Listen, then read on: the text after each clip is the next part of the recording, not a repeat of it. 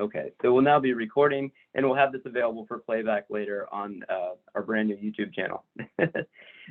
So Brad joins us, as I mentioned, from the University of Tennessee Municipal Assistance Center. I first heard Brad give a presentation similar to this at a national GFOA, Government Finance Officers Association training, where Brad is a member of the National GFOA Budget and Fiscal Policy Community.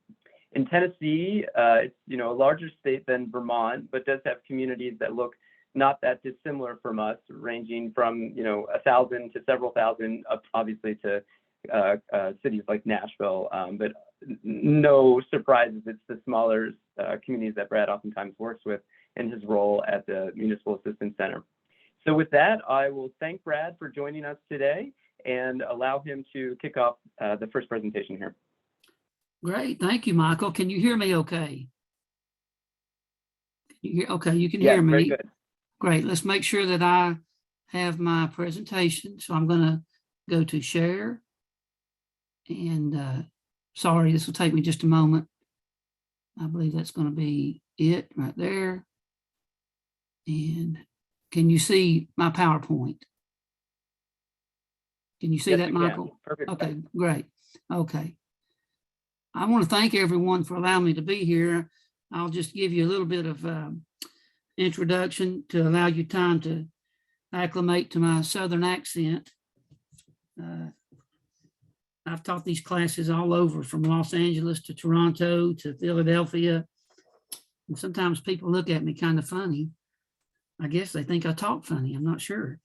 But I don't know about on the online environment, but it's kind of comical to see in person. But nonetheless, I want to thank you for allowing me to be here from sunny Tennessee today. We expect about 70 degrees, I think, in the afternoon, and what a pleasant day it's going to be. This is a great topic for us to discuss, and a very relevant topic for a lot of reasons.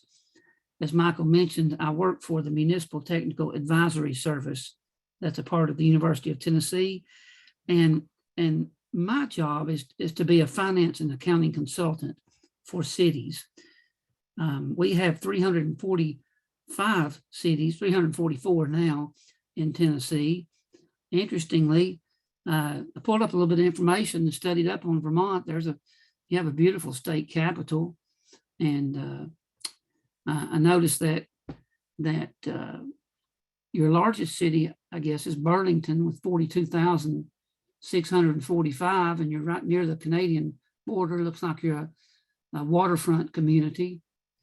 And you may or may not know that you've had two presidents to come from Vermont.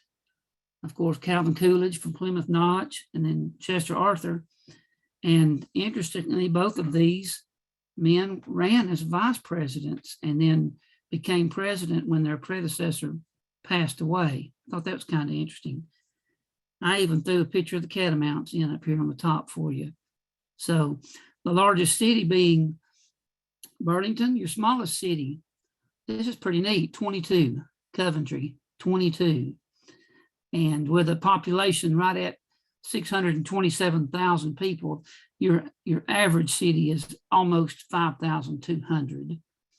So a wide variety, a lot of small towns, but yet when we talk about capital planning and capital improvements, the needs may not be the same in Coventry that they are in Burlington or Mount Pelier or some larger city, but the needs are still there. So a little bit about my state. We're a little bit larger than you. We're about over 7 million in population. Our largest city would be Memphis at about 633. And we have smaller cities too. Cottage Grove, I have no idea where that's at, but they have 66 residents. And so while you're a little over 5,000 in population on average, we're somewhere around 20,500. Just to give you a little comparison of the two states. Primarily, I work with, as Michael mentioned, smaller cities. I worked with 136 cities last year. And I work with larger cities like Nashville, Memphis, but by and large, they have professional staff, excellent employees, and have been doing that for a long time. And so their need for my services is probably not as great as working with a smaller town that has limited resources. Their personnel may not have experience in local government, or their governing body may not have experience in local government. And so they don't know where to turn often when these issues come up. Michael, I'm assuming that the bond bank is very similar to the Tennessee Municipal Bond Fund that we have here in Tennessee. It's an incredibly important organization to our state. I remember years ago when I was the finance director of a county, they built a new hospital, and that hospital was about $25 million. They were ready to sign a 30-year agreement to borrow money, I believe at 5.5% back then. It was a lot of money, and they did not know about the Tennessee Municipal Bond Fund. So I talked, I made them aware of it. We met with them. They were able to secure that financing. They've averaged about 1%, maybe that high over that time. Probably saved them $5 or $6 million over the life of that loan. And so I'm assuming the bond bank's very similar to that, and it's a very, very good resource for local governments, much needed for especially smaller governments who have such limited resources. So when we talk about capital improvement planning, I thought this was an interesting quote from Kate Asher. Rarely does a citizen of any of the world's, let's just say areas, whether it's large or small, pause to consider that the myriad of systems that operate around the clock to support that municipality or that county or that state. Even the most mundane task would be impossible without the far-reaching, complex, and often invisible network of infrastructure. We had a bad storm come through my town last night, and we were without power for 2 hours. And I saw a picture this morning of a power, well, I call it a tower, the big metal tower that carries lines had snapped in two, and that's what caused the outage. People don't think about that. All they know is they go to their sink and turn on the water for a drink and it comes on. Or they flush the commode and it works. Or they turn the light switch on and it happens, but they don't understand what happens behind that. And I think we have a responsibility sometimes to inform and to educate our public about what it takes to run that city. Because when we propose a financing to do something like that, oftentimes we'll get pushback. Why are you doing this? Why do we need this? We have this already. Why are we buying more? They don't understand the complexity of all that goes into that. So, hey Brad, I just want to make sure the attendees can see everything. We're on the we're seeing your presentation mode here, so just wondered if you might want to move to full screen just so everyone can. Okay. Well, I thought I was, but maybe I don't know how to do that. Can you tell me? Yeah, in the display settings, perhaps. Okay. Swap presenter view and slideshow. Oh, or yeah, duplicate slideshow. I have two options. It's no problem, I guess. We just will be able to see your notes. I can also pull it up on my screen if you'd like. Okay, let's see. Well, is that better? Oh, there we go. Okay, is that better? Perfect. Okay, yeah, great. Thank you. All right. So everyone here knows that we exist as cities and towns to provide various services, and that varies widely. Some cities I work with do the very minimum. They may not even have a police department. They may outsource it to someone else or a volunteer fire department. Other cities are very proactive in parks and recreation, stadiums, that sort of thing. And so there's a tremendous variety. And obviously this would include public safety and schools and quality of life. And to do all these things requires assets, obviously. So capital budgeting, where we're going to go today, is a process really of compiling the capital needs of the city. And when we say capital, we're talking about larger items, larger assets. Each of you should have what's called a capitalization threshold. We'll talk about it in just a few moments, but some dollar amount over which it is a capital asset. Obviously, to buy an adding machine or some small piece of equipment, you would not call it a capital asset, because if you did, your depreciation schedule will be 100 pages long, and you don't want that. So cities will set some limit over which you consider it a capital asset, and below that you consider it an expense. So we need to compile the capital needs of the city. What is it we need to operate? And we have to evaluate and assign priorities. Not only that, but schedule the replacement of these assets over a period of time. And a lot of factors come into play there. Our ability to pay.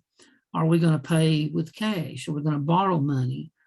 In today's economy, inflation, I saw yesterday, real inflation 9.2%, and they expect that to last at least a year and more likely 2 years. So the things that you're buying now or will be buying are going to cost a lot more than what they used to cost. Not only that, I'm getting calls from cities who have bid, say, a sanitation truck, and when the bid's awarded, the bidder says, I'll get that to you as soon as I can, but it's probably going to be 18 months out before I can make delivery of that sanitation truck. And oh, by the way, it's going to be 30% more than what it would be right now. So these are the things that cities are facing, counties are facing, and they all come into play when we think about when are we going to replace something, because we have to think about not what the cost of something was now that we're replacing, but the replacement cost and how far out it might be before we get that. So a capital budget or a capital improvement plan, we can use those terms interchangeably, typically covers maybe 5 to 10 years. And we update that every year. And the next year of the capital budget is part of the operating budget. You must have an operating budget. You're not required to have a capital budget, but you can't have a capital budget without an operating budget, because if you do an annual budget, as most cities do, the next year is part of that budget, and then it's updated annually. When I was the finance director for the city of Athens, it worked like this. Each department head was required to submit a capital improvement plan covering 10 years. And I believe we had to do that by the end of January or February. And the reason it was set up that way is because department heads are the ones that really know what they need. If I'm the finance director or the mayor or the governing body, I don't know what the police department needs, or the fire department, sanitation, whoever it might be. They know. They're the boots on the ground. They have the best evaluation system to know how their equipment is running right now, when it needs to be replaced. So department heads in our town were required to submit a 10-year plan. Then our city manager compiled all of those into a large spreadsheet by department. And then the governing body annually had a retreat where they talked about a lot of things. And part of that retreat talked about the capital improvement plan. So it was ultimately the governing body's responsibility to decide what of the capital improvement plan would be funded and what would not, because they knew that department heads are going to ask for everything. Oh, I need 10 new police cars when they may only need 5.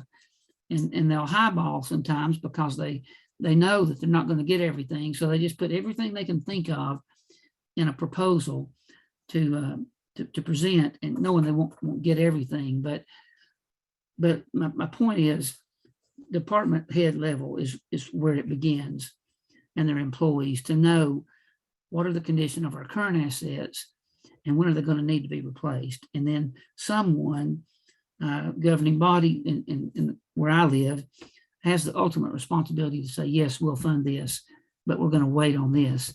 Now, we would like for capital assets to last beyond their estimated useful life in many cases, as long as the cost of operation does not exceed the cost of buying a new asset. I mean, if you think about your own home, I drive cars 2, 3, or 4 years beyond the time I've paid for them. And that's a good thing, right? I mean, I go 2 or 3 years without a car payment. And so if we can do that in a city, if we can buy a fire truck and pay for it over 25 years, but it lasts 30, something like that, that's a good thing. That's the opportunity for us to apply those funds somewhere else. So that's just a little bit about what a capital improvement plan is. I talked a little bit already about assets. From an accounting perspective, an asset provides economic value over an extended period of time, or economic benefit, I guess would be a better way to say that. Now, an asset can be tangible or intangible. It can be, obviously, you know this, buildings, roads, bridges, pipelines, sewer lines, equipment, tractors, backhoes, etc. We can also have intangible assets, things like property rights, easements, leaseholds. It can be a wide variety of different things. And depending on your city, if you're large or small, it could be many different things. You may have hundreds of vehicles, for example. Some cities will put vehicles on a rotating basis, say a 5-year rotation, to where they replace, if they had 20 police cars, they might replace 4 of them every year. So in 5 years, you have complete turnover of that fleet. That's another way to address that. While I'm talking about vehicles, I want to mention a concept that I do not see utilized very often, but it's one that we used at the city of Athens when I was there, and that was the establishment of a fleet management fund. A fleet management fund. It was not part of the general fund or capital projects. I guess in a way it was a type of a capital projects fund, but we funded the fleet management fund from the other departments. Now, it took several years to fund it, to get to the point of where it had enough money to buy our fleet or our vehicles, assets. So the purpose of the fleet fund was to essentially smooth out the purchase of assets over time. Each department would pay into the fleet fund yearly the estimated replacement cost depreciation of the assets that their department had. So for the police, they might pay $200,000 into the fleet fund every year. The fire department so much, sanitation so much. So the fleet fund kept growing. And then when vehicles were purchased, they were purchased from the fleet fund and not the general fund or police or fire, wherever that is housed. Now, that accomplished 2 or 3 things. By building that cash up over time, often we were able to pay cash for it. I remember buying a ladder truck, fire truck, that cost almost $1 million, and we just wrote a check for it. We didn't go borrow money because we had the foresight years ago to plan for these things, to put money aside for the department that's going to be using it to pay money in annually to this fleet fund. So when we needed to make the purchase, we had the money to do it. I don't see that utilized down here in Tennessee very often. I don't know about in your area, but what a great way to utilize a capital improvement plan by setting aside money annually. I mean, think for a minute on your on the personal level, your own home. Most of us can't just go write a check for $50,000 to buy a new car if we want to.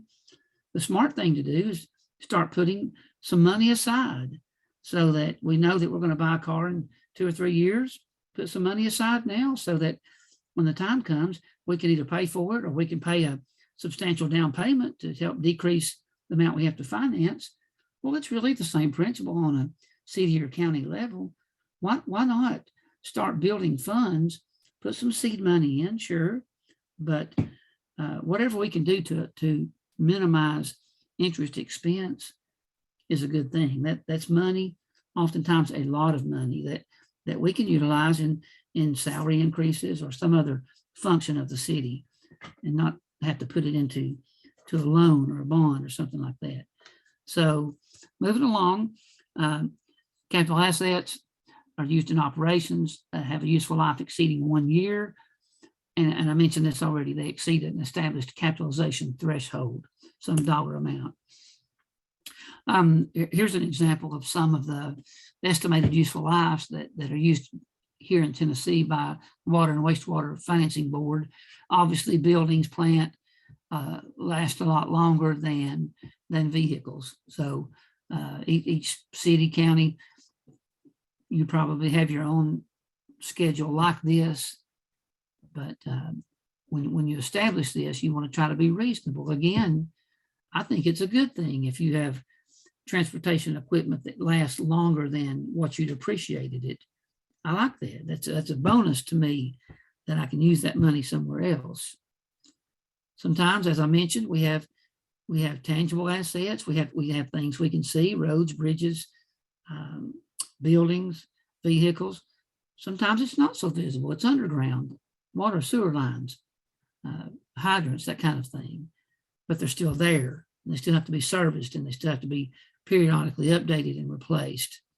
Assets are impacted, obviously, by normal wear and tear, by weather and climate. You have more severe weather up there, colder weather, I would think.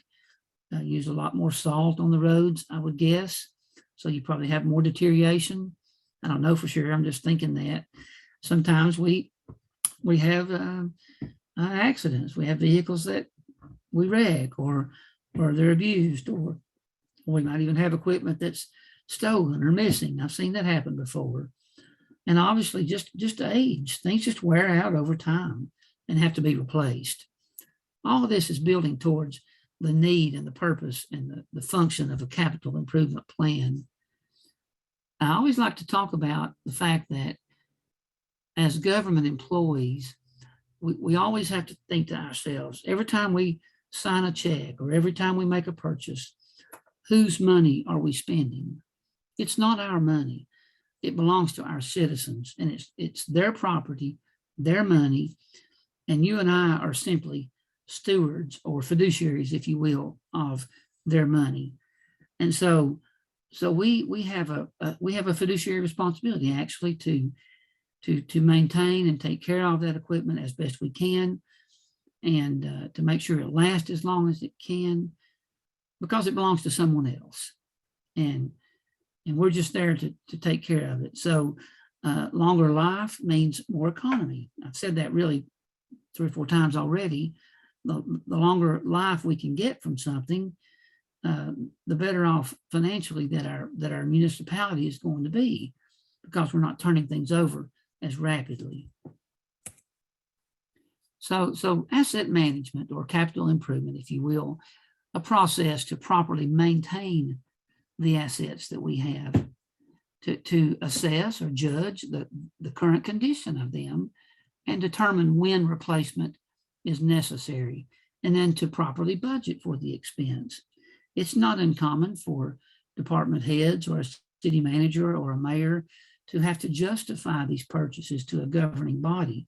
If that happens to be you and you're standing before a board trying to justify or explain why you need to replace a $1 million fire truck, for example, you better have the information necessary to sell that to that board. And the way you do that is to be able to lay out what it's costing you to maintain that piece of property now, what it may cost in the future because things are wearing out, et cetera, and show that you've done your homework. I'll tell you another thing about capital improvement plans. Rating agencies love these. They love them. Couldn't tell you the time that I've sat before Moody's or Standard & Poor's, and they want to talk about financial condition, but almost always they will ask, does this local government have a capital improvement plan? Because what that shows them is if you have a capital improvement plan, you're thinking forward, okay? You're being proactive, not reactive. And they really like that. It's a big plus if they see that a city is thinking ahead and they're planning for the future, knowing that times are going to come when they have to replace things, And oftentimes that will help in their credit rating or their bond rating. So a capital improvement plan, an approach of making decisions on the care, repair, replacement of valuable items that we own. And it provides, it's just another way of saying what I've already said, the opportunity for the best return of the money that we spend on assets purchased. All these things, longer life, taking care of things. Some cities have a centralized maintenance area where they can service vehicles regular. Some have to outsource this. Outsourcing is going to be more expensive than doing, say, an internal service fund, if you will. But I mean, you're going to hear a lot over the next 2 days about capital improvement plans, and probably a lot of redundancy, okay, because it is what it is. But I think this slide really sums it up. It's an approach of making decisions on the care, the repair, the replacement of items that we own. Can we repair this item now, or is it beyond that? Does it need to be replaced? And our goal here is to provide the best return of the citizens' money that they have entrusted us to care for. That's the nuts and bolts of a capital improvement plan. Can't say it any better than that. So I found this from the Tennessee Infrastructure Scorecard, understanding what and where your current assets are. Sometimes I'll go to a small city and they don't even have a list of capital assets. It's maintained by their external auditor that audits them annually. I just find that weird, unusual. You should always have a list of your capital assets, but sometimes not so much. But obviously, a good practice in asset management is to understand what you have and where you are and what's the age of what you have. And that's the way that maintain a high level of customer service by actively operating and maintaining and repairing assets. Yesterday when we had the storm and it took out power for 2 hours, took out that big power line, what if their equipment was down and not working? The booms and all that they needed to fix that. Well, the power may still be off, but because they acted quickly and they had the equipment to do it, within 2 hours, power for the city was back on. And so also we need to work to identify what we may need in the future. Very, very important. I've already mentioned inflation and turnaround time when you place an order for a piece of equipment. And these are things we have to think about. I mean, if you get approval right now to buy a new police car, you may find that it's going to be 6 months before you can get delivery of that. Well, what if you need it right now? Well, you have to think about that. And you also have to think about critical asset failure. What if something fails us? What if it quits working or burns? Something of that nature. So these are all things that we have to ponder when we're thinking of asset management. So a good capital improvement plan, again, is going to consist of an inventory by department. And I can't stress that enough, how important it is for your department heads to be involved in this process, because your police chief, your fire chief, work with that every day. You and I, as accountants, are sitting in some office in City Hall, and we don't, okay? So we don't know necessarily the condition of all of their assets or what they have, what they need. So involving the department heads and the workers of each department is very, very crucial. Yes, we have to kind of work with them in helping define what a need versus a want is. Everybody wants the newest, biggest, shiniest piece of equipment. I get that, I do. Sometimes it's possible, sometimes it's not. And you need to be able to assess the condition of those assets. What are their critical assets? What do they need to do their job? I've seen it many times. Department heads go to conferences, and of course the vendors at that conference are flashing the biggest, newest, brightest thing for that type of work, and that's what everybody wants to do. And in recent years, it's been remote control meter readings of water and sewer, where people don't have to drive and read the meter at each individual house anymore. It can all be done from their office. That's a cool thing. It's great. It's good technology, as long as you can afford that kind of thing. So again, we want these to last as long as possible. It's cash savings to us. We have to borrow less money, and that all works in our favor. And so here's just a rundown of what you might see on a good list of asset inventory. And the word inventory here, not to be confused, obviously, with pipes and valves and all that you would consider inventory, but asset listing, let's say, okay? And I used to keep a lead-in sheet every time we purchased an asset. And these are the things that were on that lead-in sheet. And it's very important to have these things, because cities can get so many assets and be so big that they have no idea what they have. Things could be thrown in a dumpster, and 10 years later, they don't even know it, because there are so many of these things. But a name and a number, where it's located and what department it's located in. Most cities use asset tags now. I think that's a great idea. And if you can afford it, I love the asset tags that have a barcode on them. You can actually take a barcode reading gun up to it and click it, and it tells you the last time you saw that asset, and it downloads automatically to your asset inventory. That's a very good thing, because when you give your department heads a listing of assets annually and say, verify that you still have these, sometimes they can't find things. So you got to stay on top of that. Model number, serial number, when you bought it, how much you paid for it. These are things your auditor are going to need, or you're going to need when you're putting it on your books. What did it cost? And you're going to need it also when you sell it to know, to be able to compute gain and loss.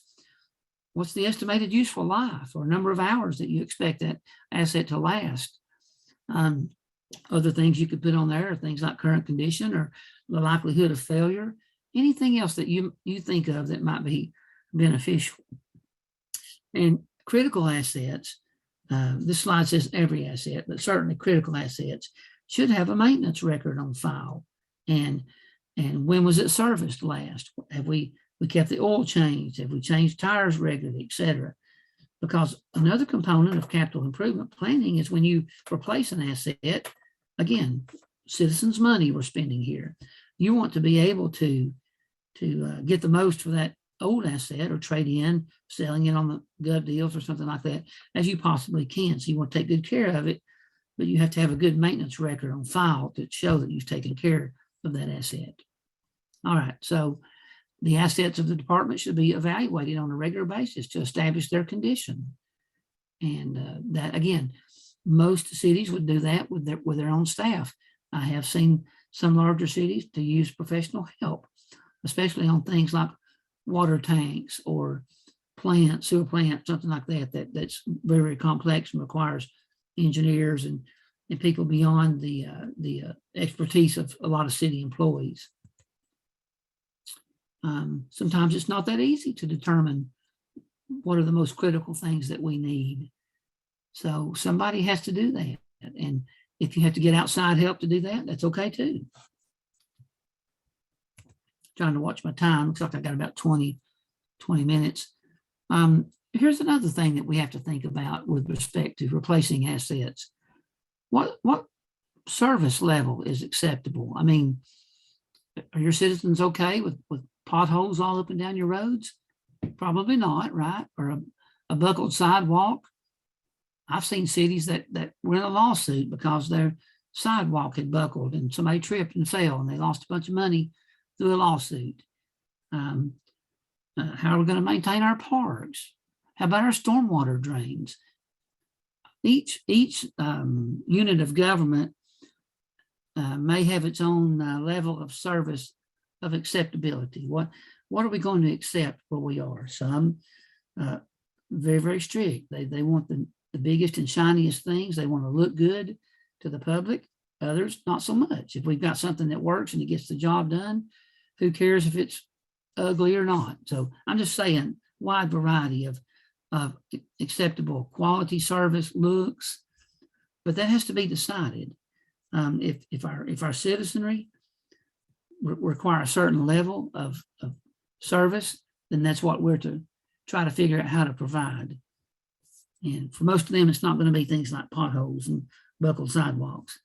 But as you well know, with roads, there's not enough money to pave the roads that you need to have paved in your city right now. As the price of oil has gone from, I think I saw $24 a barrel a year and a half or so ago to hovering around 100, 110 right now. Well, everything that has petroleum goes up as well, and asphalt is one of those. If you use asphalt up there, and concrete is, I'm hearing $160 a yard here now for concrete. It used to be 75 or 80. So again, we can't purchase enough of these things to do probably all the work that really needs to be done. So that presents a challenge to us to be able to repair and fix what we can when we can, and oftentimes look at the most critical things. And everybody, I mentioned this earlier on, everybody wants good drinking water and pure water and doesn't want backups and all that, but are they willing to pay for that? I think we have a responsibility as a municipality to educate our public. I mean, most people know this, right? And we provide water reports annually and all that, but sometimes we need to educate them. They don't understand what it costs to run a water system or a sewer system. Just the depreciation alone. First of all, your governing body doesn't even understand depreciation expense, but trying to explain these things to citizens can be a difficult thing. And I've seen cities that did town hall meetings where they just lay out the financials to people and say, here's what it cost us. Here in Tennessee, the Water and Wastewater Financing Board, by state law, we're required, municipally owned utilities are required to stand on their own, to make a profit, if you will. Not an exorbitant profit, but they're not allowed to lose money more than 2 years in a row. If you do, the state can come in and actually set your rates for you if you don't do it yourself. And so when you start talking rate increases to pay for all these things, citizens get a little irate. And so being able to educate them and show them why it costs this much, why we have to buy new assets and keep our fleet going and all that is very important.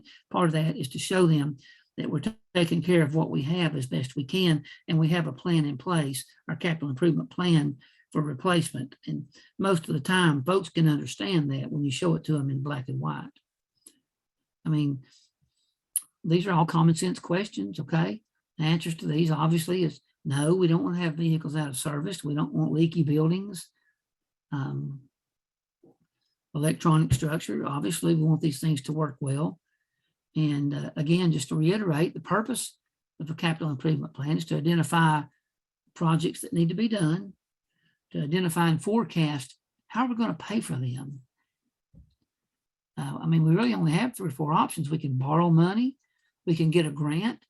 And I know that there's a lot of ARPA money flying right now, and people have more money in the bank than they've had or not people, citizens, governments, a lot more money in the bank right now than they've had in a long time because of the rescue plan money. But we have to think about how to wisely spend that over the next 2 or 3 years. But if it's not cash on hand, or it's not a grant, it's going to be a loan or a bond of some kind.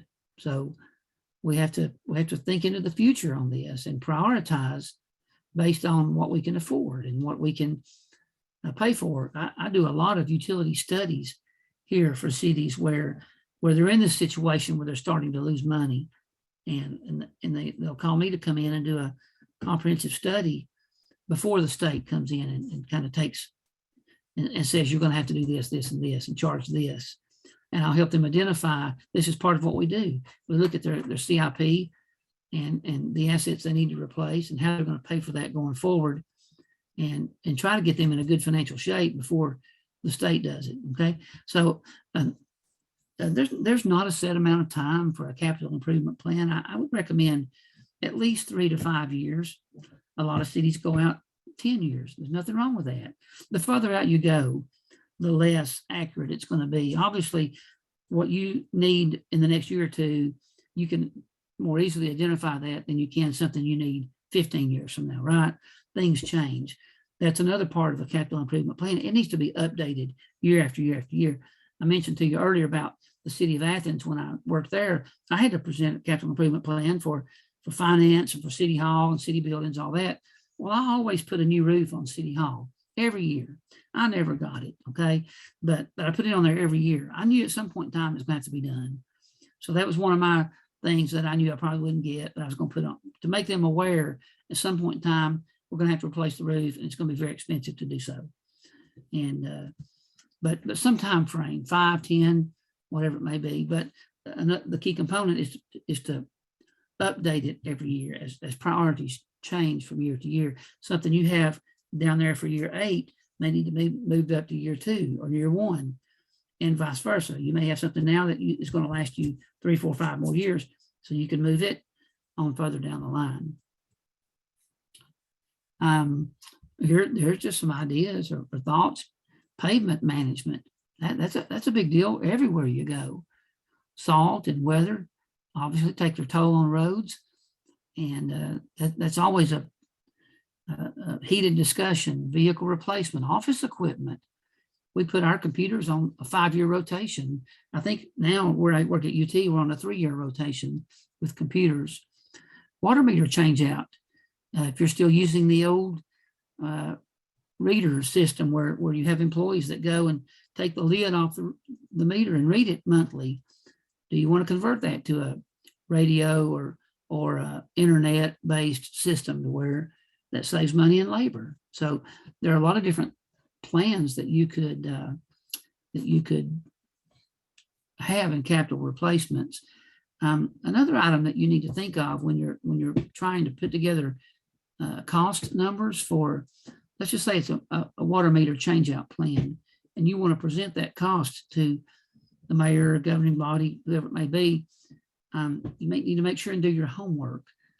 I would highball it. I just would. If a vendor tells me it's going to cost $1 million, I would go higher than that, because their costs are going up daily, as well as your cost to deliver, all of that are going up 9 or 10% a year right now is what I read yesterday in the USA Today.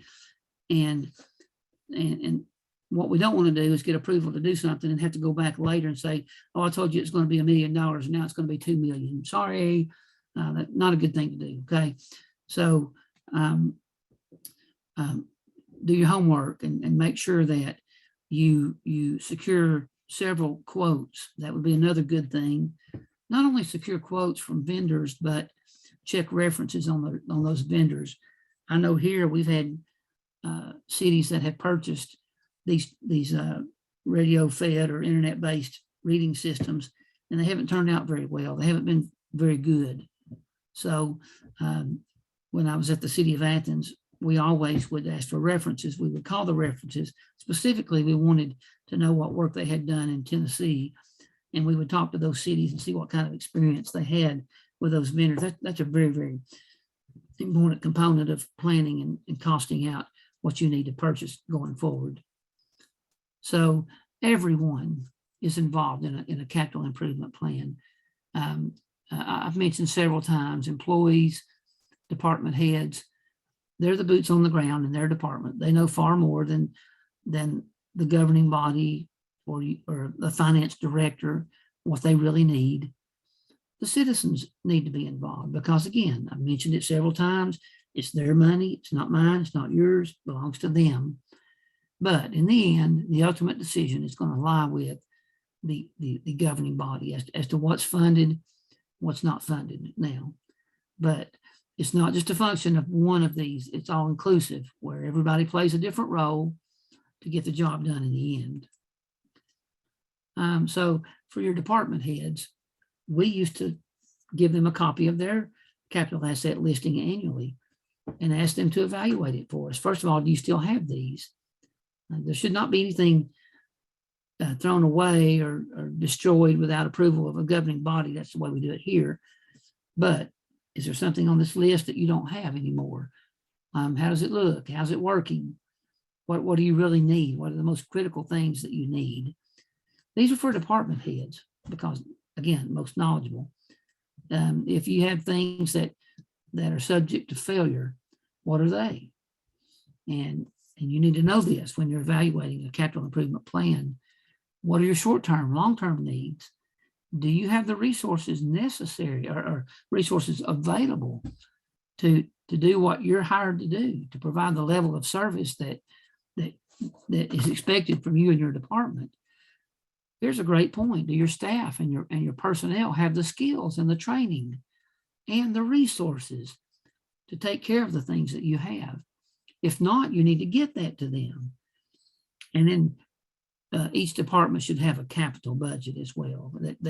That's part of the overall local government capital plan, or capital budget. So again, just saying it a different way. What do we need to replace, and when does it need to be replaced, and how are we going to pay for it? You could pay as you go, which is just the concept of saving money and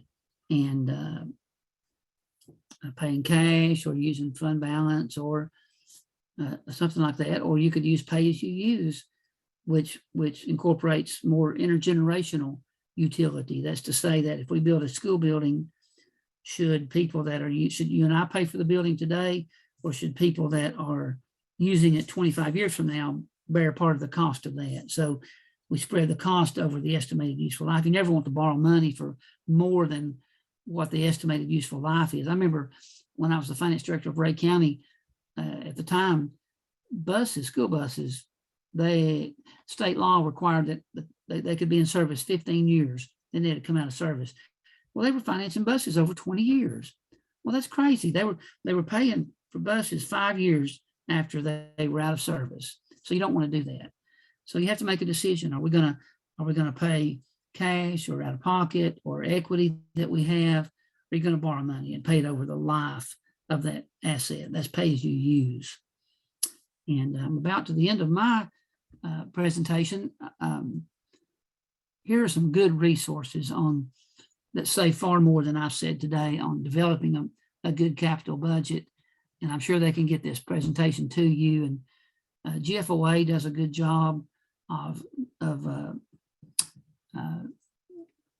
has some good white papers there in the Budget and Fiscal Policy Committee. And so those are some real, what is the finance director's role in capital asset management? So in their best practices section, that's a great place for you to go and give you a lot of good material. ICMA as well. And there's my information. If I can help you in any way, feel free anytime to reach out to me by phone or by email, and I'll be glad to talk with you or put you in touch with someone that can help you more. And hopefully I'll see some of you in Austin, Texas here in just a few weeks at GFOA. That would be a good thing. So I still have maybe 5 minutes, Michael. I'll be glad to take questions or shut up, whatever you like. Yeah, well, thank you so much, Brad. Really, really appreciate it. We do have a few questions, and for folks that have questions of Brad, use the various means that Zoom provides, either raising your hand, the Q&A, or something I'm probably not aware of. We'll get the question out there.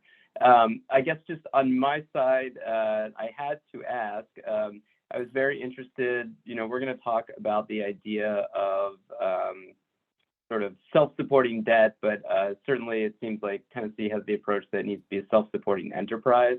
And I was curious as to whether depreciation is taken into account in the, I guess, the statewide covenant to have a balanced budget, so to speak, for enterprise and for enterprises in the state. That's a great point, Michael. Thank you. Depreciation is a component of that. What they do not look at is non-operating revenue. So if you had operating revenues of $1 million, but then you got $3 million of grants, they do not consider the grants. They want you to be profitable on what you do on a daily basis. And obviously using the accrual basis of accounting, we have to use depreciation. And that freaks out so many governing bodies, because individuals, we want to think on a cash basis. If we spend $2 million on a water system, we want to call it an expense when it's really not an expense at all in that particular year. So it's tricky sometimes to be able to explain what profit and loss is. It's not the same as cash flow. Oftentimes we have to talk about both of them, but yes, we do use depreciation expense. Yeah, well, very fascinating. Take note, Vermonters. That is, Tennessee, North Carolina, and Pennsylvania, even examples of a fairly heavy-handed state approach on financial conditions of municipalities. So very interesting. Why don't we have a few audience questions here? So on the first, let's see. On the first here, we have a question: with interest rates still low, would you recommend considering lease to buy arrangements before rates increase as the year progresses? We are going to talk about the interest rate environment and financing options tomorrow, but I think more generally, Brad, how do you see communities deal with the question of basically, as you said, pay as you go, or sort of pay as you use, as you phrased it, with debt or debt-like instruments? Sure. Well, so many of these capital assets provide for a longer lifespan. And so oftentimes debt is the best way to go. I mean, interest rates are still low. We don't know what's going to happen, obviously, in the next few years with interest rates.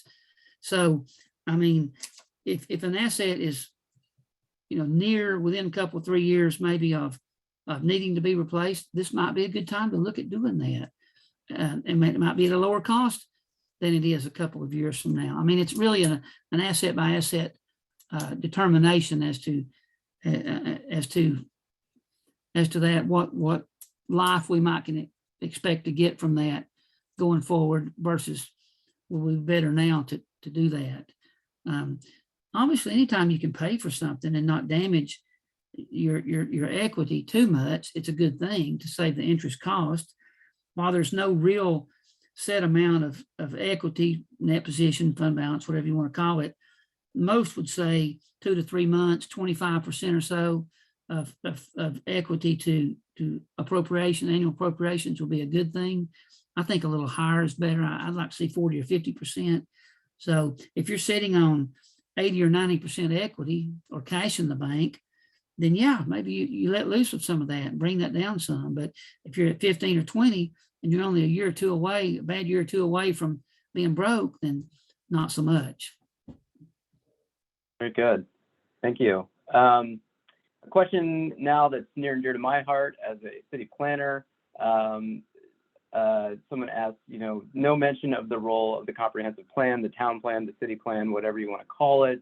How have you seen communities that you've worked with try and incorporate those in the capital budgeting process? That's something we're going to talk about in the next session, but from your perspective, Brad, is that something you've taken into account? And the first part of your question, to see what incorporated into a capital improvement plan? The town plan, the comprehensive plan, the sort of the work of the land use planners versus say asset inventories of the department heads, kind of the vision part for the community. Sure. Well, out of my comfort zone a little bit, but obviously we have to have the capability to implement any plan that the city may have. If it's to build a road or an industrial park or a new lakefront recreation park, we cannot do that without the equipment to do it. So it has to be a part of the equation, a part of the question. If we want to do this big project, do we have the tools necessary to do it? Because if you outsource all that, then it costs even more to do that. So it's got to be part of the discussion. Yes, that's not a very good answer, but maybe it helped a little bit. Oh, you want to hang on? We're gonna get right into that in the next session. Okay. So hang tight, everyone. All right, another question. In your work there with the communities in Tennessee, someone asked, given the rising cost of goods inflation, what percentage increase are you factoring into, say, 5 to 10 year plans? I I'm encouraging cities to go at least 3% a year, 3% cost increase per year. Now, we could have probably said that 2 years ago as well, right? I mean, that was about the rate of inflation.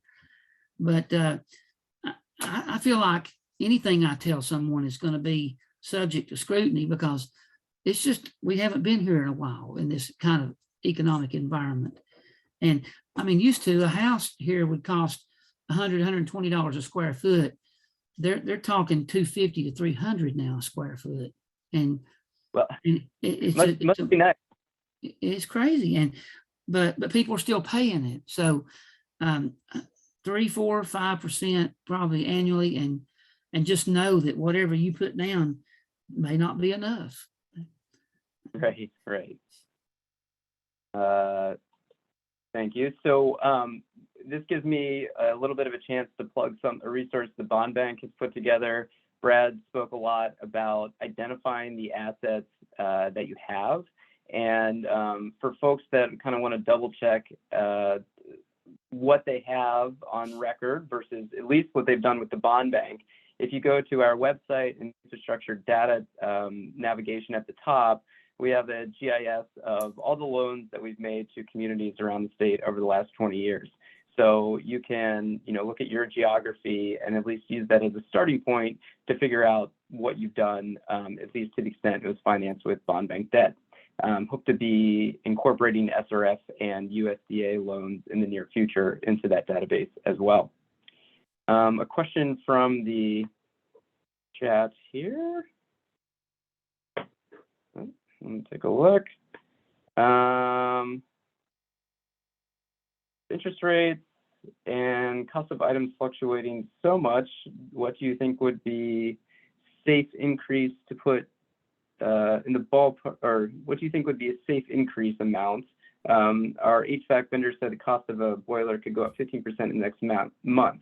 So I think we're hearing a lot of questions about prices. I think even Jerome Powell is pretty stumped on this question. And so I think maybe more broadly, Brad, if we could address the idea of risk and contingency in building a capital plan, give us your thoughts on that subject. Well, obviously, when you build a capital plan, you want to budget or I guess budget replacement cost. And that's the big question. 15% in 1 month on a boiler. And probably if this group had done this 3-4 years ago, they'd have a certain cost, and now it's not going to be near enough. And so they're probably just going to have to borrow more money to do it. And there's nothing you can do about that. If you were to go to another vendor, you're probably going to have the same answer. Their costs are going up exponentially as well. I wish I had a better answer, but I just don't. Other than whatever you think it's going to cost, you probably need to add another 25 to 30% to that. And I mean, it's going to be difficult to get a vendor in this environment to lock in a cost. Okay, you said it was $1 million, that's all you're getting. Well, that's probably not going to work. But work with vendors, be sure and get as many quotes as possible, just to make sure that vendors are not taking advantage of you in this market. Okay, keep them honest. We like to say lowest and best bid when we can. So as 3, 4, 5 bids is always a good thing to make sure they're close, and then you just got to think high right now. That's all you can do. Very good. Well, are there any other questions before we let Brad get back to work in Tennessee? Okay. Well, thank you so much, Brad. We are so appreciative of your time. This was a great way to kick off our first session, get the basics under our belt, and as we move on to the next session. For attendees, our next session will start at 10:30, so it gives you a chance to catch a break, check email, etc. One note, since we have a little bit of time here for the conference purposes of the conference, tomorrow between 10:15 and 10:45, we will have our breakout sessions. So you would have received an email from me giving you a link to whatever breakout session you registered for. That link is separate from this. So if you want, if you did not see that, feel free to reach out to me and I can resend that link to you. So we will see everyone again at 10:30. Thank you so much, Brad, and we really appreciate your time. Thank you. Have a good Take care. day.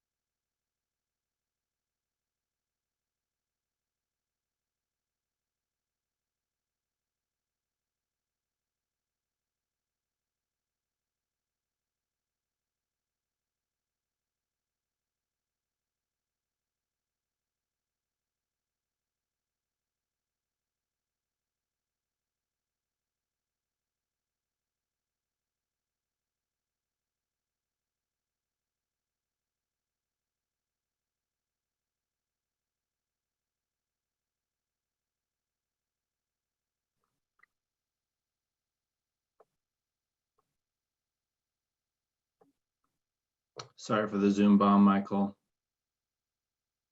Quite all right. I was in the session and I saw it, I heard it winding down. So I was like, oh, okay, I'll pop in and see if I can be put in the waiting room or whatever as a panelist, just so I wasn't late. So sorry about that. I was listening to him, but thought it was No done. problem.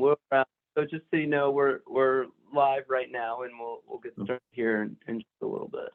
Great, thank you.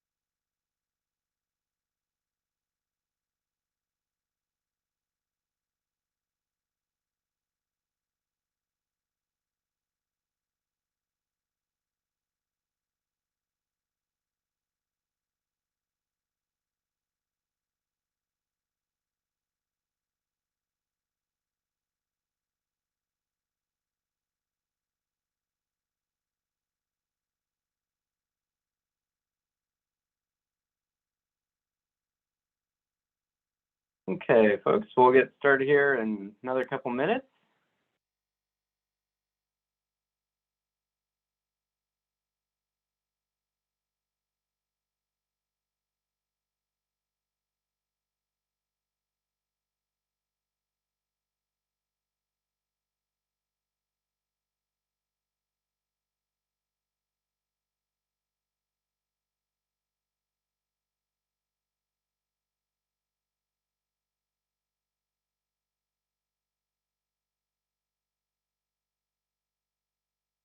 Sharon, you have a fan. Dean says, hello, Sharon, and Seth too. Dean Pearce, there we go.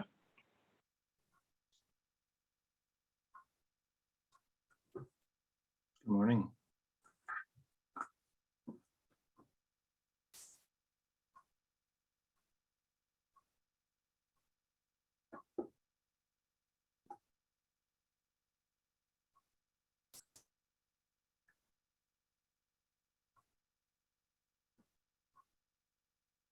And Sharon and Seth, just so you know, we are recording, so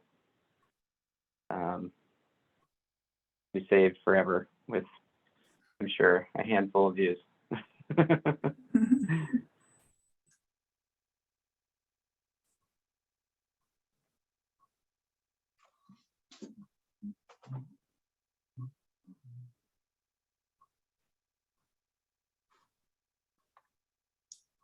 It's great. How many attendees? Chip with Michael. What's that, Seth? What's the attendance for the conference today?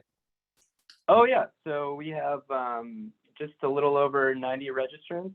Wow. And we've been fluctuating around 70 plus so far this morning. That's fantastic. Glad there's Not so a much housing engagement and event. interest. What's that? Not a housing event, but it is No. pretty good for capital planning for an infrastructure conference. This is where it all starts. Housing's just the stuff you see on the top.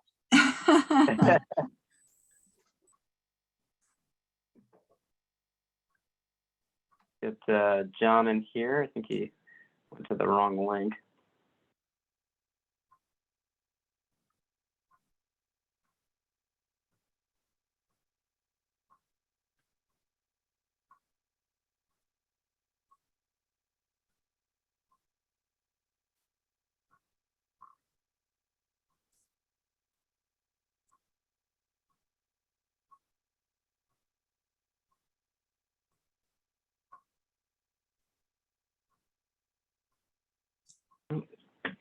There, John.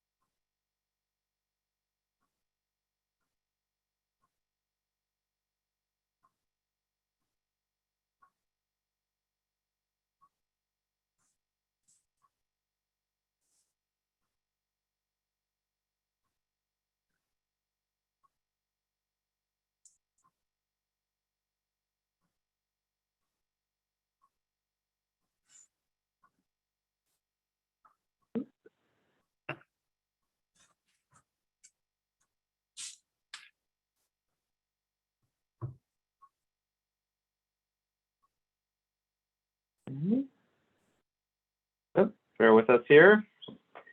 The equivalent of our attendees showing up at the wrong address. We just have to get them in here.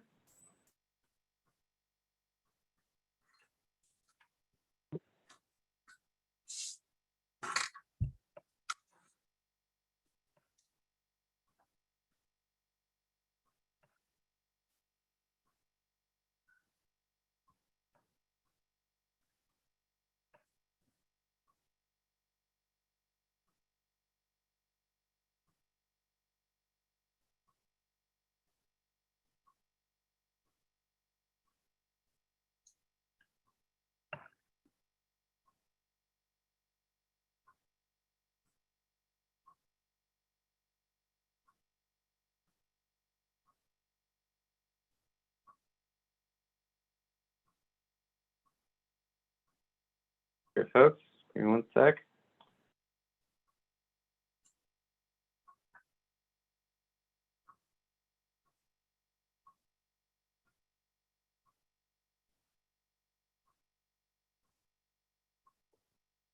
I don't know if you saw that, but there's a note in there that John's been kicked to the attendee list. Oh, okay, that's where he is. All right, there we Yeah. go. Thank you. Chat. You're trying to get promote him.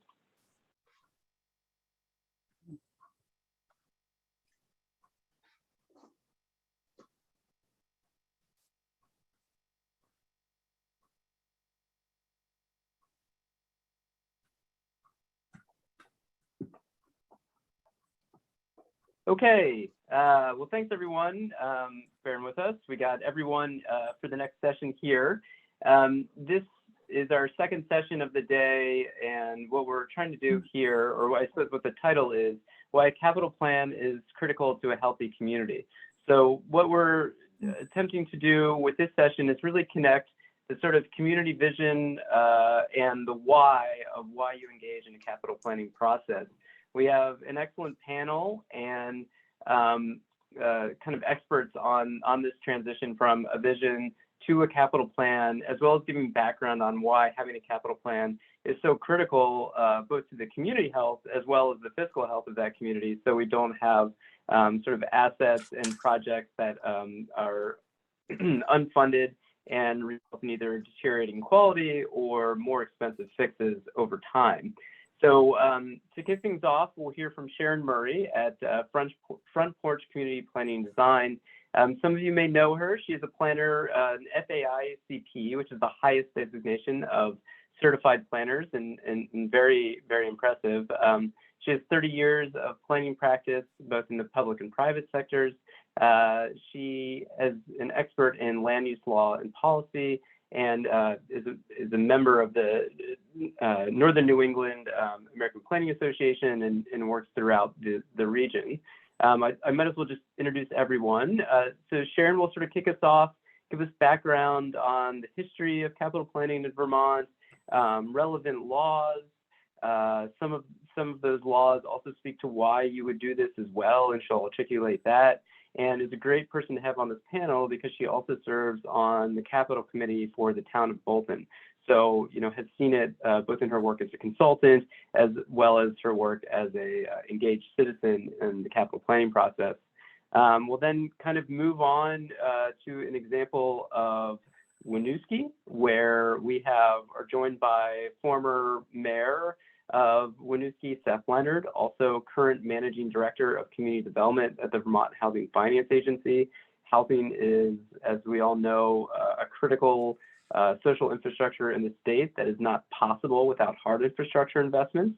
And so he brings that dual perspective on the importance of capital planning, both in Winooski as well as his work throughout the state. And then finally, to talk about the implementation process, kind of moving from the vision to the capital plan to the implementation, we're joined by John Rauscher, who is the Director of Public Works at the City of Winooski.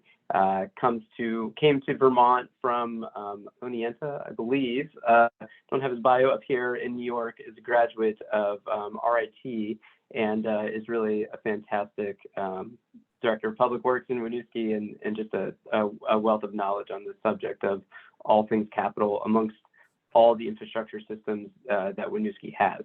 So why don't we start with, we're going to start with Sharon. I will put up your presentation here, Sharon, and if you just want to let me know when to advance the slide, I can sort of MC that for you.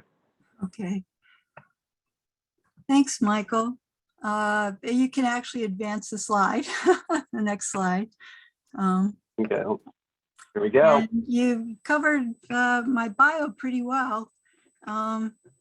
I'd really like to thank both you and the Vermont Bond Bank for sponsoring these sessions. They're both, as you noted, capital planning isn't always the sexiest topic, even among the planning community, but it's definitely important, and right now it's pretty timely.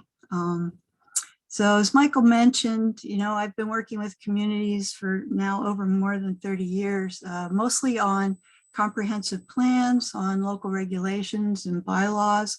I've done a lot of growth management work in Vermont, and I've done some capital improvement planning too.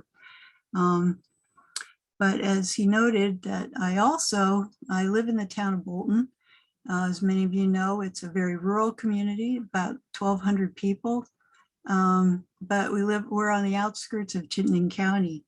And in that capacity, I basically had the privilege of serving on the select board for several years, and most recently as the chair of our capital planning committee.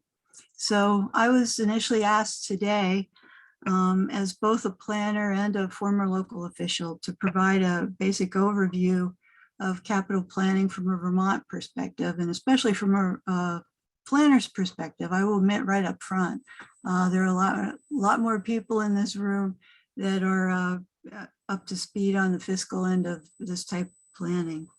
And I also want to just apologize in advance I'm pretty old school in my presentations, and I tend to get pretty wordy. I'm a word nerd. So I apologize for some of the wordiness of some of these slides that are coming up. And Michael, also in the interest of time, please feel free to poke me if I'm running over. But you can go to the next slide. So in terms of a little bit of history, again, from a Vermont perspective, you know, capital planning is not new in Vermont. It actually dates from when towns were being chartered, in terms of setting aside land for schools and churches, and a lot of years involved with laying out our road networks. But planning as a government function was basically introduced as an idea in Vermont about 100 years ago. The quote there is from Cara B. Flint. He was a Norwich University professor, and he wrote one of the first treatises on encouraging Vermont to adopt town planning, basically for civic preparedness. And his point that he makes in the first line, failure to plan for the future is proving to be both costly and inconvenient, is true today as it was back then. At the time he was writing, I think that was published back in 1919. Actually, the conditions of the state were in some respects very similar to what we're dealing with today. The state was losing population. The people that were here were moving from the countryside into our villages and our downtown and growing manufacturing centers, and that was creating the demand for new and better housing. We had cars replacing horses on our local roads. We had advances in technology, including electrification and supplying electricity to everybody. And much like today, at the time, the state was recovering from a global pandemic, you know, the 1918 Spanish flu. So that was the context that folks were considering planning back then, both in the state and at the national level. And understandably, much of the focus back then was on improving public health and safety, which ultimately formed the basis for most of the planning that we do today. I will say too that planning at the time, the type of planning they envisioned in our early planning was really effectively capital planning. The intent was to plan for more orderly development by providing the services and facilities needed to support it. So if you read further into Professor Flint's treatise on town planning, it's all about capital planning. And it was also, he was one of the first Vermonters that really promoted Vermont municipalities as municipal corporations to borrow as needed to provide those capital assets. So again, they were looking at a lot of things back then that we're still looking at today. And that included how land's subdivided and how we support that through our infrastructure. They were looking at the need for more sanitary public water supplies and sewer systems, and for paved streets and sidewalks, and, you know, with electrification, street lighting. And, you know, in our more urban settings, they were actually, following the pandemic, looking at providing more civic and open space and parklands especially in our downtown areas. And again, that's a lot of the stuff that we're still looking at as planners, you know, in the 21st century. And they were also, again, looking at ways to pay for that. You know, he was promoting active municipal borrowing, given the cost of a lot of these improvements. And a lot of our villages that date from then were really effectively incorporated as basically service and assessment districts to make sure that the people that were benefiting from the capital improvements were also the ones who were paying for them. So next slide. Again, I'm not going to go through this list in any detail, just suffice it to say that in the intervening decades between now and then, both state and local government has been continuously looking at ways both to identify needed capital improvements, plan for them, and actually also how to pay for them.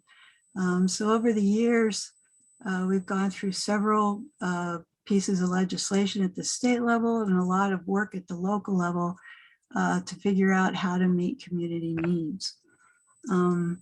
Interest, though, in community planning really took off in the 1950s and 60s. And that was basically tied to federal funding being made available for municipal infrastructure. There's a lot of money coming down from the federal government, especially for municipal water and sewer systems. You know, some of our systems date from that era.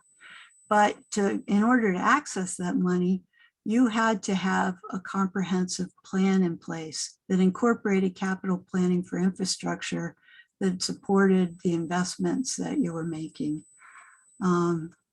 So at that point, we got state planning office, or regional planning commissions developed, and we adopted the Vermont Planning and Development Act, what we now affectionately refer to as Chapter 117, which also included, again, the requirements for both comprehensive planning and for capital budget and programming that are still on the books today. And that was combined with, since the feds were providing this money but requiring planning, they actually also for many years helped fund planning at the state, the local, and the regional level. Anyway, so that took us through the 60s and into the 70s when a lot of this infrastructure was being developed locally. But in the 70s and 80s, Vermont experienced a pretty rapid, at least for Vermont, a period of rapid growth and development. We had a lot of new, and it was very auto-oriented, as you know. So a lot of greenfield housing development, a lot of commercial strip malls and big box stores and industrial parks, which in a lot of ways benefited the state, but it also meant that we were extending our infrastructure in support of this type of development, water and sewer infrastructure, far beyond what were our traditional settlement areas. And so that was also supporting a lot of secondary growth along those water and sewer lines. And it was eating up a lot of land, including some farmland. And ultimately, the folks, the powers that be decided at that time that it was really affecting Vermont, both in the character of the state, but also resulting in a pretty costly and inefficient form of development. So back in the 80s, the state passed the Vermont Growth Management Act, which, until recently anyway, was more commonly known as Act 200. And again, that set forth a bunch of pretty specific planning goals and also what we're required to include in our plans. It updated that specifically with an eye towards growth management. So back in the 80s and up into the mid 90s, planning and capital planning in particular became very much about growth management. And so we were looking at things like the capital plan at that point was being used to justify things like phasing of development under our zoning regulations, wastewater capacity allocation under our subdivision regulations, and ultimately led to the ability to assess impact fees on new development. So that era kind of lasted into the mid 90s, but the focus since then has shifted again because development slowed down quite a bit. A lot of the outside sources of capital funding have dried up, at least until very recently. And so we were looking at limited resources and the need to target them and plan more efficiently. And that's where we are today. So that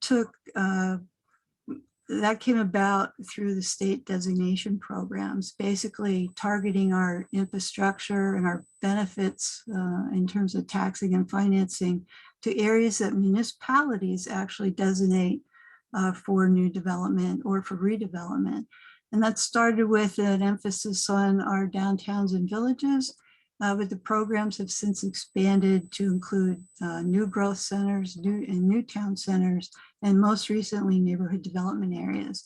So again, from a planning standpoint, these are the areas where, at least for now, we're really looking at focusing a lot of our capital planning and investment. And that's all tied to what are called smart growth or smart growth principles that we're also supposed to be adhering to. Next slide. So basically, you know, from at least from a planning standpoint, well, or from a Vermont standpoint, capital improvement planning serves two basic fundamental purposes.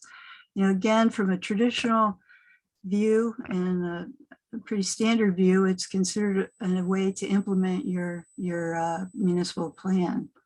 And so the requirements for that are actually in our planning statutes in Chapter 117.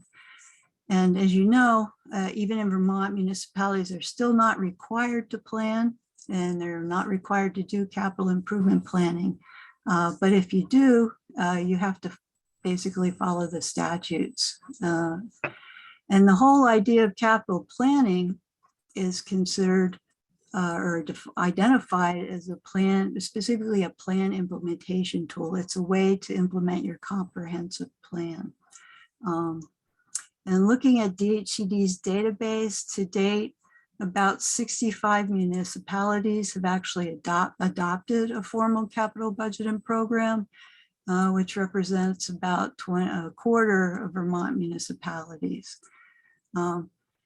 That said, I've also come to realize, especially while I was serving on the select board, the benefits of capital planning as a fiscal management tool. And again, this isn't actually my area of expertise. I'm looking to other folks for this, and I'm learning along with you.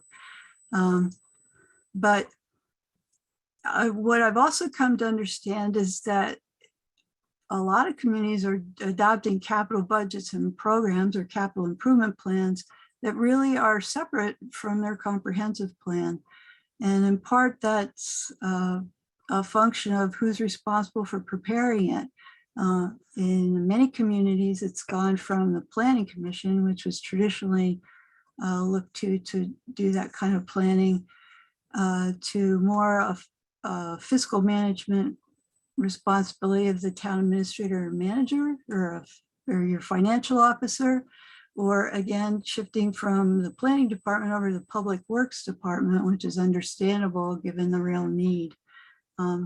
But again, serving on the select board, I definitely came to see the benefits of having a capital plan. When I got on the board, we were in a bit of a pickle.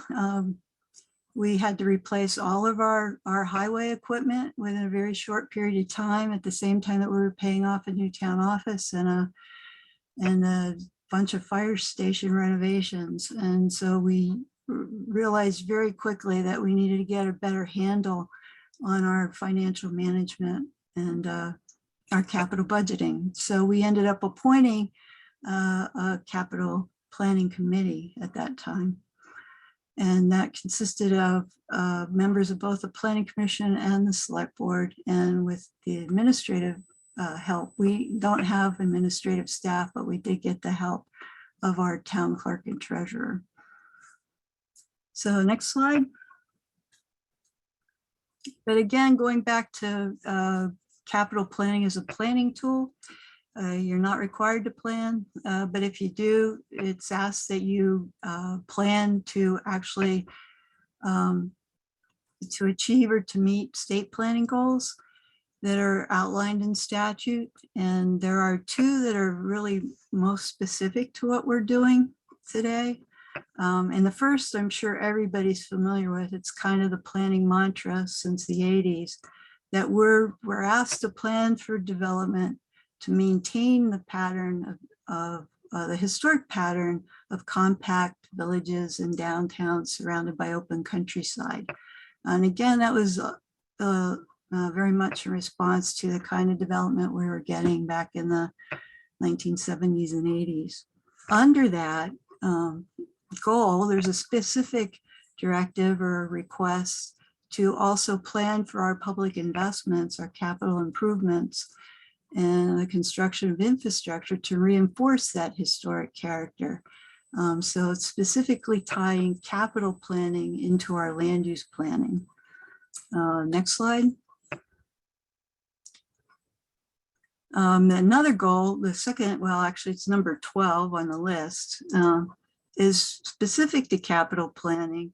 And we're asked to plan for, finance, and provide a more efficient system of public facilities and services, and not just to meet existing needs, which we're often in the middle of trying to do, but also to look out ahead and meet future needs.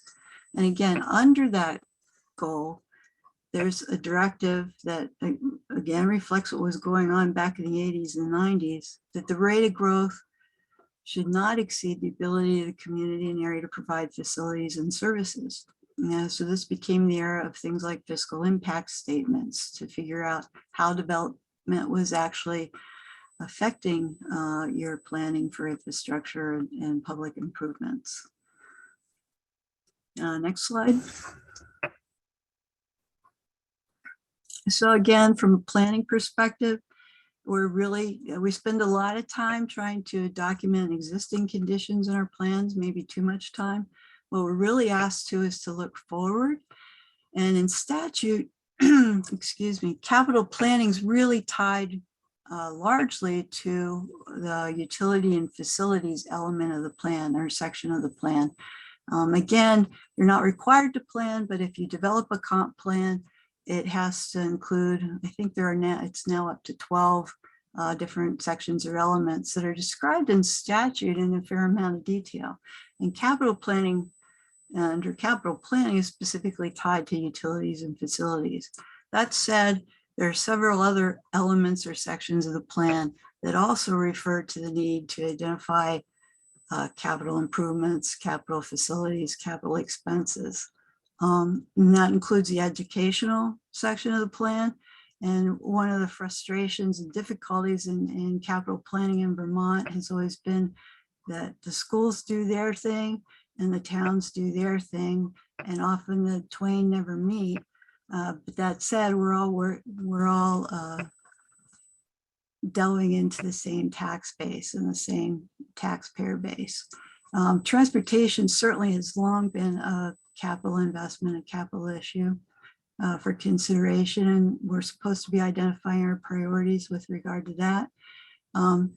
More recently, and I left one out, we're also required to look at capital planning in terms of energy, enhanced energy planning for community solar facilities, for investments in becoming more efficient, weatherization and things like that.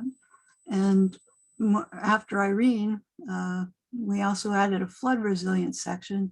A lot of us are doing FEMA mitigation plans, but there's also a section in statute that calls for looking at community resilience in terms of hazard mitigation and making sure that we're dealing with critical infrastructure, that we can manage both how things work during storm events or disaster events, and then also post how we recover and how we maintain resiliency in those circumstances. Admittedly, you know, capital planning is a heavy, or actually comp planning is a heavy lift. So in my experience, and actually in Bolton, you're supposed to be doing a lot of the base work for capital plan in your utilities and facilities element. But because of the planning itself is an implementation measure, we usually kick it to the implementation program and hope somebody else will take the lead on it from a planning standpoint. So next slide. Again, very basic in chapter 117, capital budget and programs defined for us as the budget part is a one-year list of capital improvements to be undertaken in the coming fiscal year. And then attached to that excuse me, is a list of capital projects to be undertaken during each of the next following 5 years. And this kind of gets back to our former 5-year planning cycle. We used to have to update and readopt our comp plans every 5 years. That recently shifted to 8 years, in part to give communities time to implement their plans, to include doing more strategic and more detailed capital planning and capital improvement programming. And I will say, and Brad mentioned this earlier, that 5 years is actually pretty much the minimum in terms of the span of planning, especially given the types of financing that are available. So usually the communities I've worked with look at least 10 years out. And for state capital planning and financial management, they're required, the administration's required to go out 10 years. And then for a few things like major infrastructure projects, or, you know, a new downtown that you're working on, or new town center, you may actually even go out 30 years on a few things. But as Brad mentioned, you know, the further out you go, the more iffy it gets. So the 5-year plan is still basically what you're expected to, you're not necessarily obligated, but expected to accomplish over the next 5 years in terms of your capital improvements. Next slide. And the requirements for capital planning are, again, pretty straightforward in Chapter 117. Again, it's required to implement the plan. So you start by going back, at least from a planning perspective, we start by going back and looking at what the recommendations are in the municipal plan. Under statute, it may be prepared by the Planning Commission, but it's not necessarily required to do the Planning Commission to do that. It's one of the, it's not actually in a separate section. It's a list of one of the possible responsibilities of a Planning Commission. And in my experience, again, Planning Commissions may be involved in capital planning, but often it's the responsibility of another set of folks. And I actually haven't worked with any planning commissions that actually prepare the capital budget and program. Again, it has to include a list of capital projects. You know, it's pretty standard, but it also has to be organized in an order of priority. And as Brad mentioned, setting those priorities can be a challenge from a community standpoint. And then finally, as he noted, it's true in Vermont that if you want an official capital budget and program, it needs to be adopted by the legislative body as the governing body. And in Vermont, that requires typically adoption following a public hearing in order to get public input. And again, the role of the Planning Commission is often more advisory in nature. The Planning Commission under statute is allowed to prepare a report, just like we do for zoning and our zoning and plan amendments and other things that basically look at a proposed capital budget and program in relation to the municipal plan, whether it conforms. And then it also specifies that planning commissions can provide annual recommendations to the legislative body with regard to updates to the improvement program, or just other additions and deletions and things like that. Next slide. So again, that's pretty basic and straightforward. The capital budget and program itself must include for each project, and again, this is pretty by the book, a description of the project, which also typically includes a discussion of the useful life and again, the priority and need, the estimated cost clearly, and then the proposed methods of financing, which I'll touch on a little bit, but again, I'm no expert in that area. And then one of the things that we kind of talk about, but don't really consider very much, and Brad's presentation was interesting because clearly they've been doing this in much more detail, is the effect on operating expenses. Especially in Bolton, we looked at, we're replacing equipment. It might even help our operating budget in terms of expenses. Clearly, if we're getting an additional truck, we're going to need to figure that into the budget. And certainly for bigger renovations and things, we know we need to do it, but very rarely has our committee quantified those costs. So next slide. And it all begs the question of how a community defines what a capital project, an improvement, or a capital asset is. And again, in Vermont, there are two sets of governing statutes for this that you need to take into consideration. And going back to planning statutes 117, it defines capital projects and what you're including in your capital budget and program. And that includes investments in land and rights on land, any physical betterment or improvement. So that's kind of a catch-all for infrastructure and equipment and machinery. And then it also allows for including preliminary surveys and things. So if you need to do building assessment, if you need some land survey work done, some scoping studies or some design work, you can include that actually in your capital plan and budget, even though it's not a tangible asset.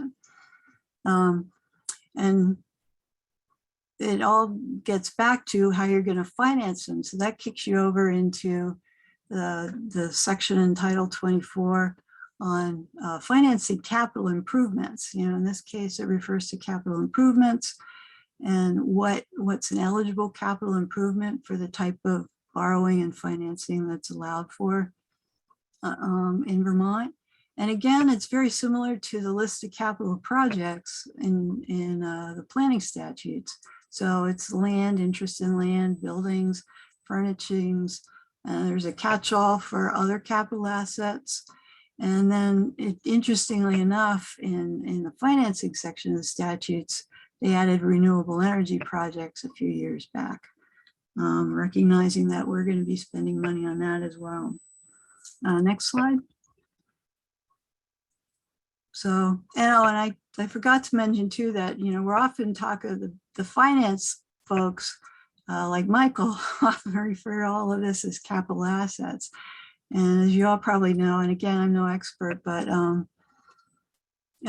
back in the 90s, the General Government Accounting Standards Board issued Statement 34, which basically asked, or in some cases required, municipalities to capitalize their fixed assets, including their infrastructure assets. So there's definitions for capital assets in all of that too, in the accounting end of things that are, again, very similar, but also speak to the life of the useful life of an asset, not extending beyond your financing period.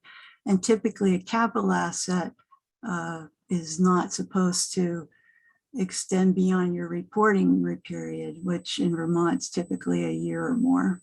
All that said, working with local communities, we basically approach it as it's all your big ticket items, including anything that requires longer term financing that falls into one of these 4 buckets is what you should be considering.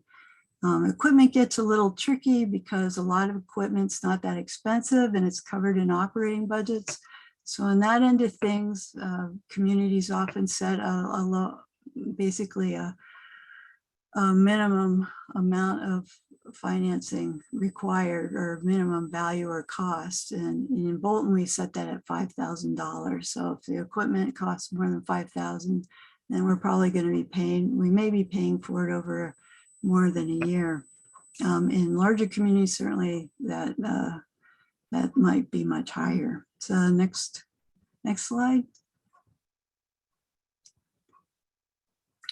And again, the financing options are found in both sections of statutes.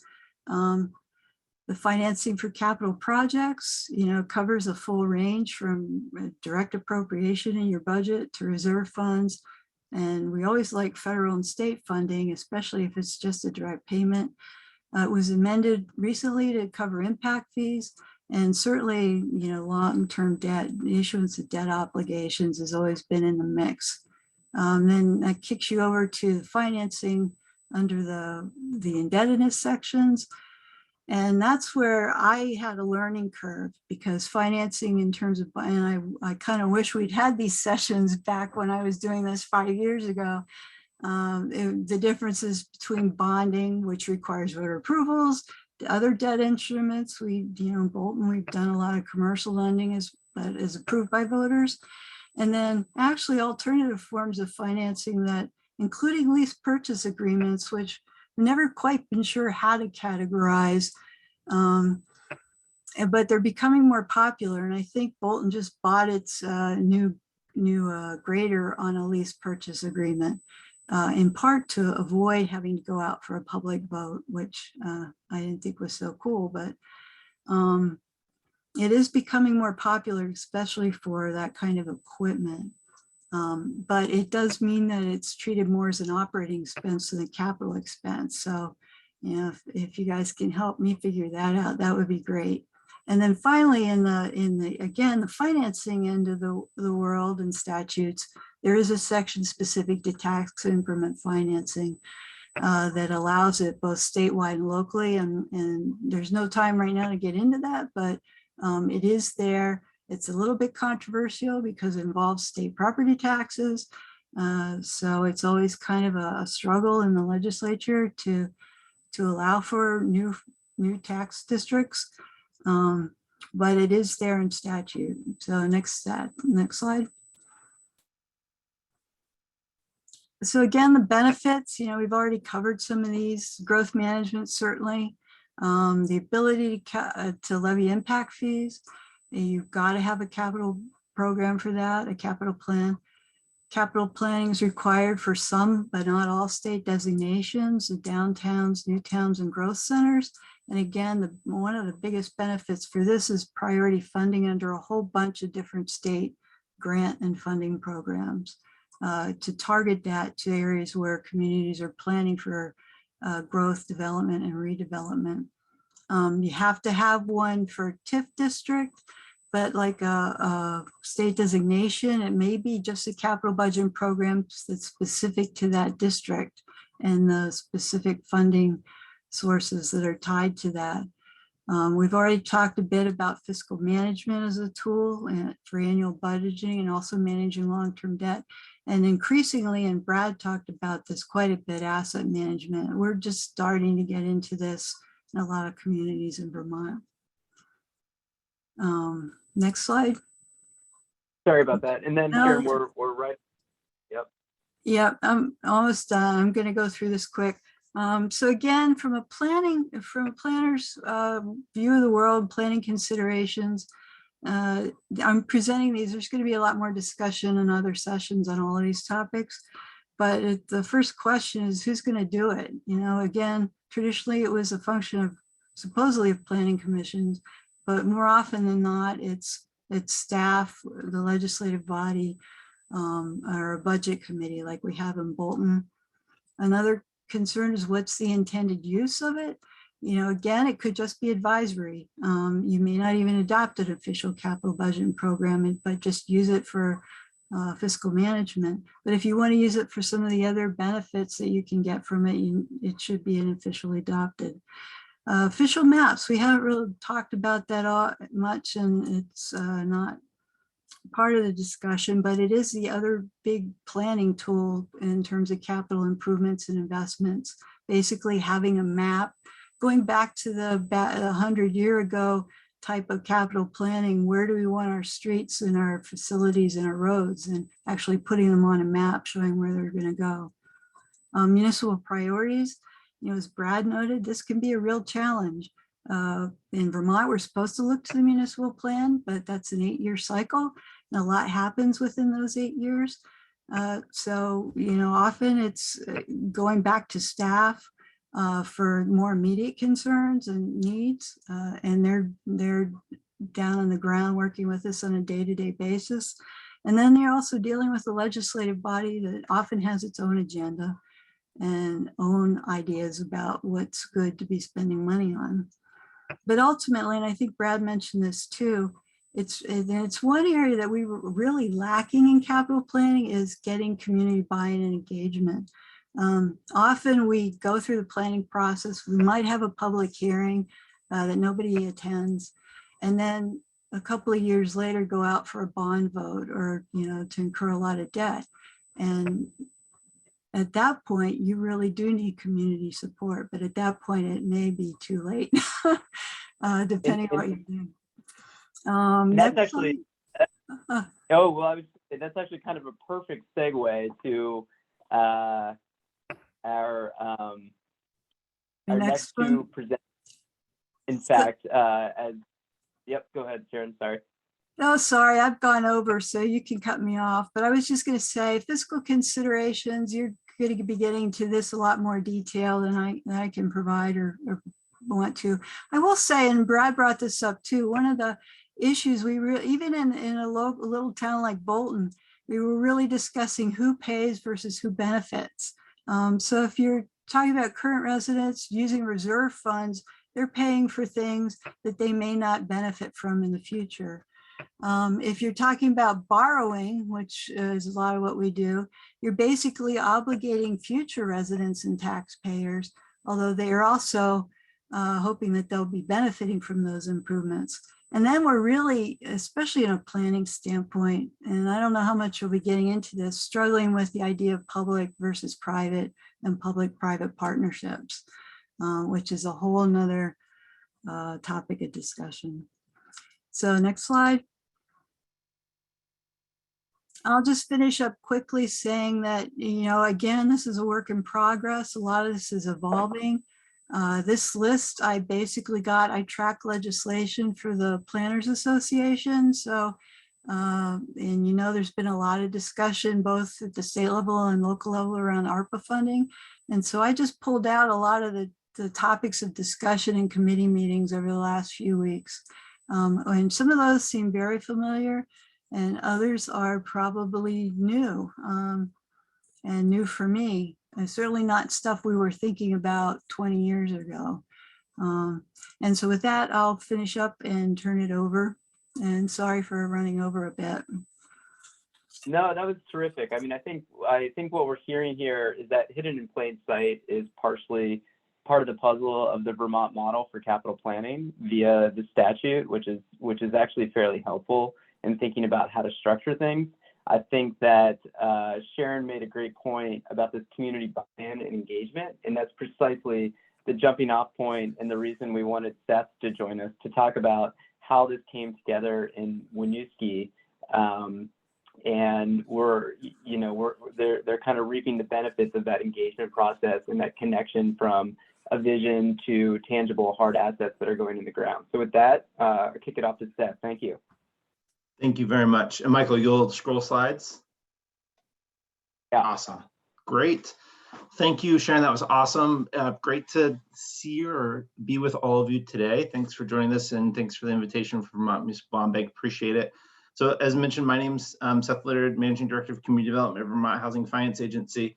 And what I do a lot for a living is try to ensure that the state's housing investments are following the state's planning goals, the state's community development goals, the state's land use and conservation goals, the state's energy goals, and our state's land use regulation goals. And a lot of that balancing that I end up doing in my day job is about looking at how a community is adhering to those other plans so that when we make investments in communities, we understand how that's funneling up to the statewide, the regional impacts that are part of those planning processes.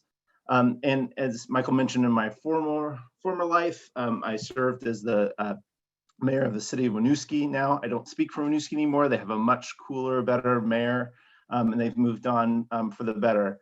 But a lot of today's reflections will come from my experiences there because like so many Vermont professionals in this world, we have active lives at home where we're contributing to our communities and then also go do that work hopefully during the day too. So when I thought about why, the question of why, I think everyone hopefully can see the why that's on the screen in front of you right now. So this picture puts the why in capital planning to me. Plan for that tree to grow, plan for your community to grow. We have to plan and to make long-term investments in things that we can't always see, we can't always realize are going to impact our day-to-day life.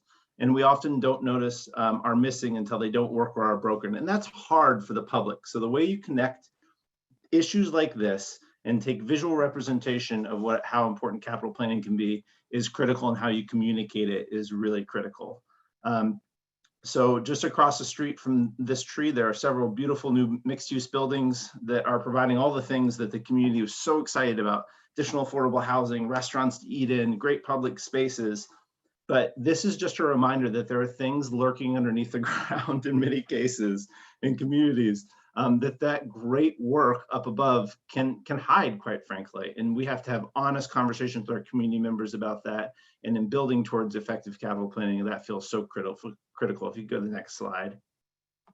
And if you don't align that foundation with what you're trying to build, you'll get misaligned. So picture on the left is a group of new housing developments in Winooski, and one of which was a focus of 7 days article on the housing crisis just yesterday. And these buildings represent something different to me than just buildings. They're affordable housing in some cases, and that's a great source of pride, and the good work being done there. But it also represents housing being built to meet the state's planning goals, the regional planning goals, and a local community created a vision and then goals and policies around that vision that worked in concert with the state and regional plans. And then they prepared services and prepared their infrastructure for that type of growth. So if I go back in time from a Winooski perspective, we had a pretty common New England mill town history, fallen on hard times as a result of mill closures. Really the heart of the community rotted out, dilapidated housing stock, a lot of troubling socio-political events, and we really stopped taking care of ourselves, the same way I think a lot of us probably do during the holidays. January is always a mess to try to get back on the right track, right? And what people in Winooski started to do as they looked around in generations before me is they started to have a big, bold vision about what they wanted to do to build off the proud history that our community had and turn the tides of where things were. Now, a lot of that included big all-encompassing fixes. So you see ideas coming forward like the one in the bottom right, which is the infamous Winooski Dome, where it was really considered to put a dome over the community. We were part of the Model Cities programs in the 60s and 70s, included eventually really a raising of the entirety of the downtown, flattening a lot of the dilapidated buildings in the community. And I guess what I wanted to point out on that is top right's the path the city ended up taking, which was the largest redevelopment in the state's history and included the creation of a TIF district. And the idea was that it would create an economic, social, civic, and financial heart for the community to build from. And now what we call the gateway districts in our community, that prosperity, that investment would spread from there, from that center core. But the reality is that was still a big all-encompassing project that happened all at once. And we had not done those types of incremental planning and investment, forward-looking thinking and budgeting for places like LaFountain Street, for West Lane, for Hickok Street, for those places in our community that weren't in that central core. And that was the mind shift that really changed. When you have 1 square mile, the municipal infrastructure touches every corner of the community, touches every home, touches every business. And it means that 1 square mile also is really going to have to be thoughtfully planned out in order to create a sustainable tax base and support the infrastructure and services that you need to provide. So every parcel matters in that formula, and every project has long-term implications. And that means that our infrastructure and capital plans, we recognized, had to be better and had to be ready to support the things that we need to do, not just in the downtown core where that big, massive redevelopment was being done, but that we were going to need to do incremental improvements throughout the rest of the community and investment staged over time. So I'll say the combination of that, from my perspective, was almost a constant planning effort that included transportation, water planning, land use regulation updates, capital improvement plan development and evolution, and all being guided and tied up at the top with a new municipal master plan that passed recently after I went out of office with support from the community, great support from the community, and they all work together. Next slide, please. And so when I start to think and talk about what it takes to build and why capital plan is so effective, I think of these 4 blocks as a former public official. If you can be sure that people understand the things that they love and see in their community are supported by infrastructure and long-term assets, and that those are the foundation of everything we do and love, they'll want to invest in capital spending. And I think that the first speaker really hit on that. You also can make the point that plan and those long-term investments, those are your vehicles to getting towards shared goals. And you have to develop those shared goals by talking about values and a vision for a community, be aspirational where you're trying to head. We lack that for a period of time in Winooski, but when you start to say things, we want to be happy, healthy, connected people, or safe, healthy, connected people. That's a big sounding, fluffy sentence, right? But when you start to apply that thinking to how are we going to plow our sidewalks to ensure people can walk to school? How are we going to take care of crosswalks? What are they going to look like? It actually does transition over into capital planning in a very real way. And you can connect that for people and make them excited about the planning process and let them see those wins as they start to come out in the fruition of projects. So having that vision gets people to buy into the eventual destination that the plan's taking you. And gives them a sense of calm, I'll say, and knowing where we're going, that it doesn't look haphazard and disorganized when you make big capital investments. It's all part of the plan. It's in alignment with that. And that transparency, both in the planning process, but in how you're progressing towards reaching it over time and making investments, that success compounds. And as you finish in progress, and it can be as simple as buying or updating a piece of your fleet and saying, remember we said we were going to switch over to more electric vehicles, look at what we're doing. If you can show that consistently, people will feel more and more invested in that plan. If you go to the next slide, please. So getting into a little bit more about what we saw, you've got to show people the problems, and you've got to embrace opportunities to be realistic about where you are in your community. These are a few of my favorites. We had Freeze-mageddon, where we had 5 feet of frost in the city. A lot of homeowners were asked to drip water. We had a lot of pipes breaking. We could have stuck our head in the sand and said, boy, this is just a mess, and we're just going to keep fixing it. But we tried to take the opportunity to explain to people what the state of our infrastructure was in the community, show them pictures of what the pipes look like, get them out and show them where the problems are occurring. And it made a huge difference in people's awareness of what the issues were. And we did not start with a complicated capital plan. When I was first on city council, probably 10 years ago now, we had a very simple spreadsheet. And that spreadsheet oftentimes had things on there for many, many years that never moved. And it was a great aspirational list that didn't really have a plan behind it to move it forward. And I'm excited to have John here today, who will talk a little bit about how he made that happen and come together. But some examples there too of what a pipe looks like on Main Street. What happens, that's the former 4 Quarters building with water flowing out of it after our water main broke, and water froze in the building 10 feet high, all the way up to the ceiling of the rafters. You show people examples of things like that, and they connect with the importance of the things underneath their feet and how it impacts their lives. You can go to the next slide. When it comes to any kind of planning effort, it can't be stressed enough that you've got to hit the streets and you've got to connect with people, and you may not think that they're interested in it.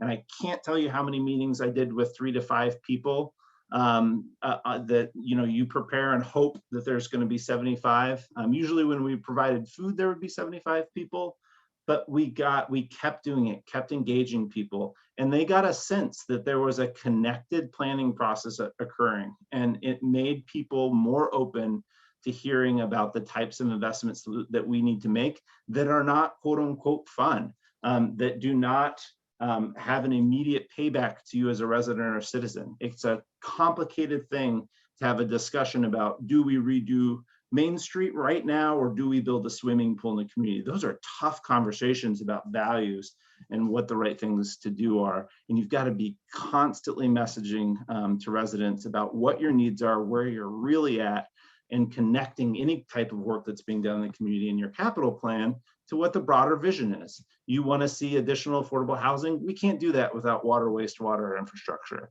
You want to see a safe, happy, healthy community? We can't do that if kids can't walk to school every day and have the expectation that there will be plowed streets and sidewalks that work and function for them. So I just can't say enough about asking the community and centering their needs, wants, and desires in the vision. And if you build your plan off of that, off of building and meeting those needs and explaining to them how the expenditures you just have to make meet those needs, you will be successful in getting support for it. Okay, and go to the next slide, please. And the key is, right, that the foundation is the vehicle for that vision. So I, in my work now, have seen a lot of communities that change or update their zoning to open up development opportunities, but then they actually don't have the systems in place to handle the growth, right? So there's a lot of pressure being put on planners across the state right now when it comes to housing and developable land. I'll just say communities at large, so just planners. But when you look at that vision on the right, you have to be realistic about what your systems and your capabilities of supporting that vision if it actually comes true. So that's an alternative look at one of our streets in Winooski. It does not look like that right now. And what is underneath the ground looks like what's on the left. So it's a really good reminder that painting the picture on the right side is a wonderful thing to do, and to be aspirational is really important.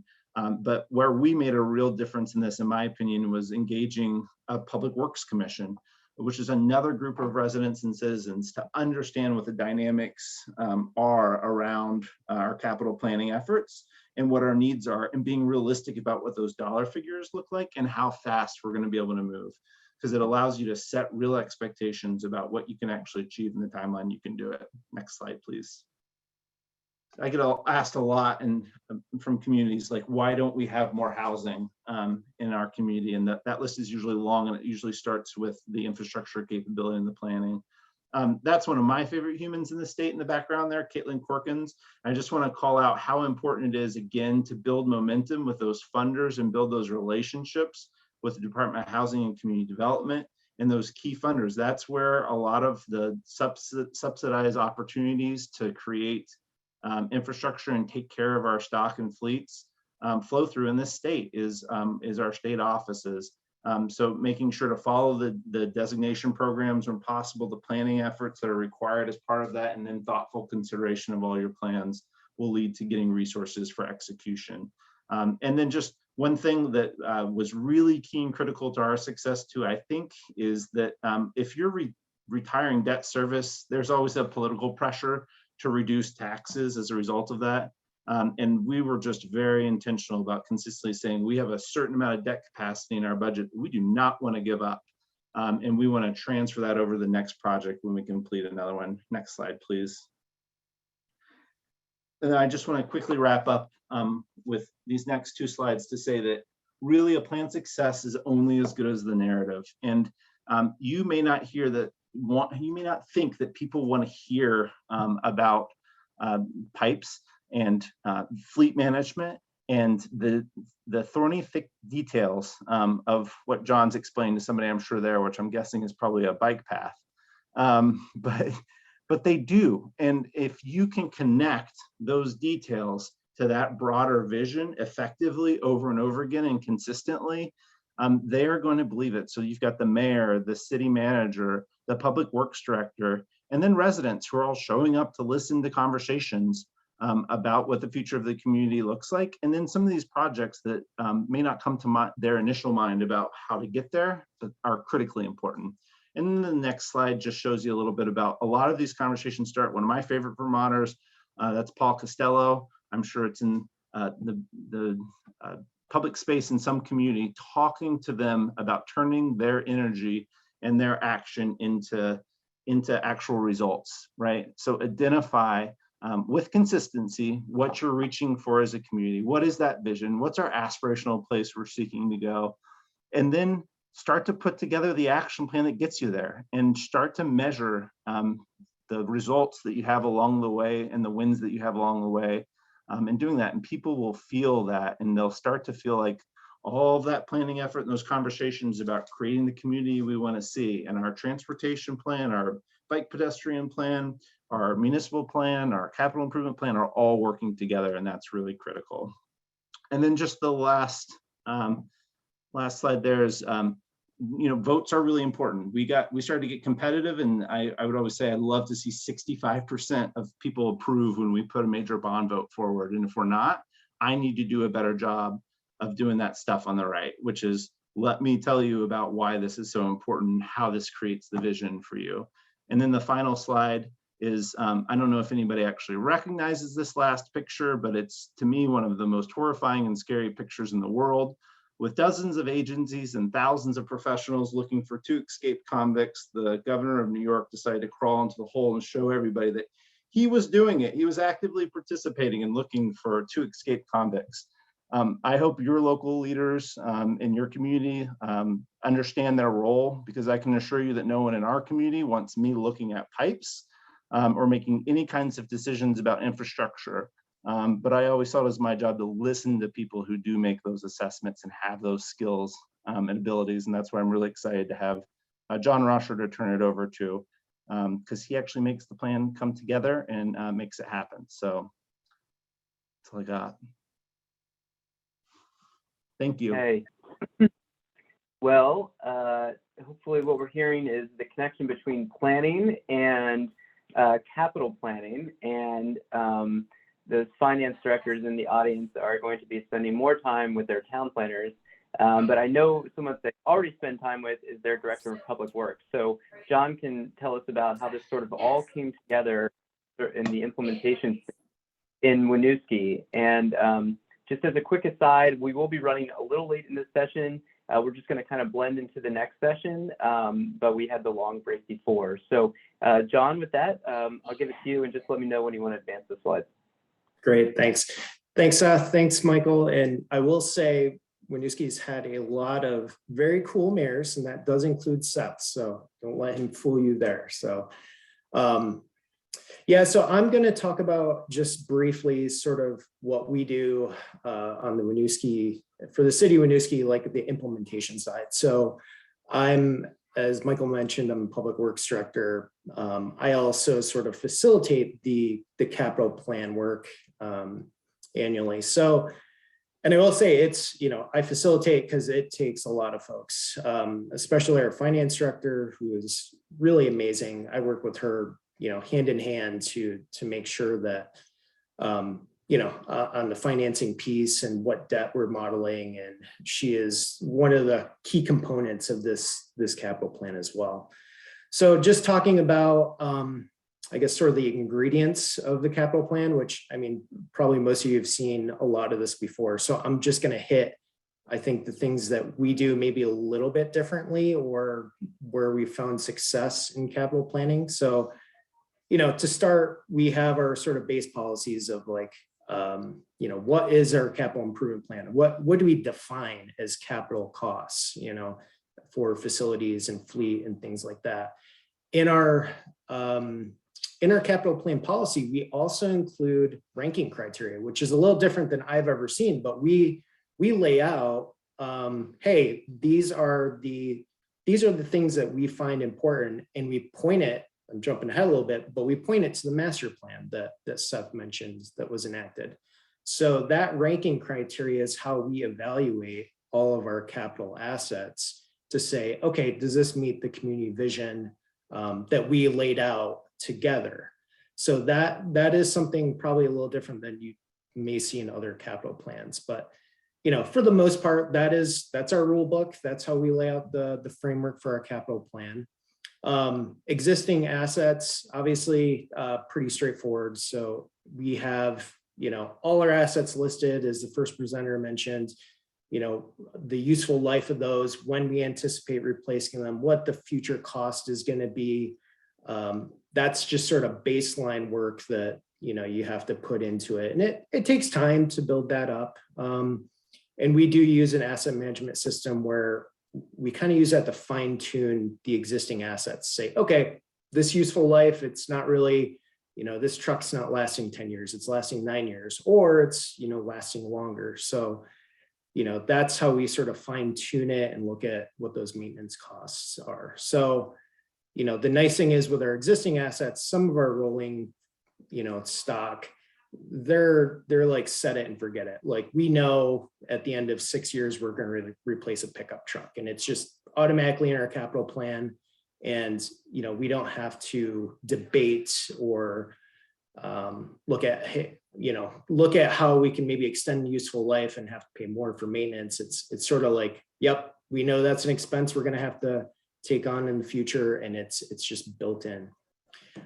New capital is where, obviously it gets a little bit more interesting, because now we're looking at, okay, we already have this set of existing assets that we know we have to replace.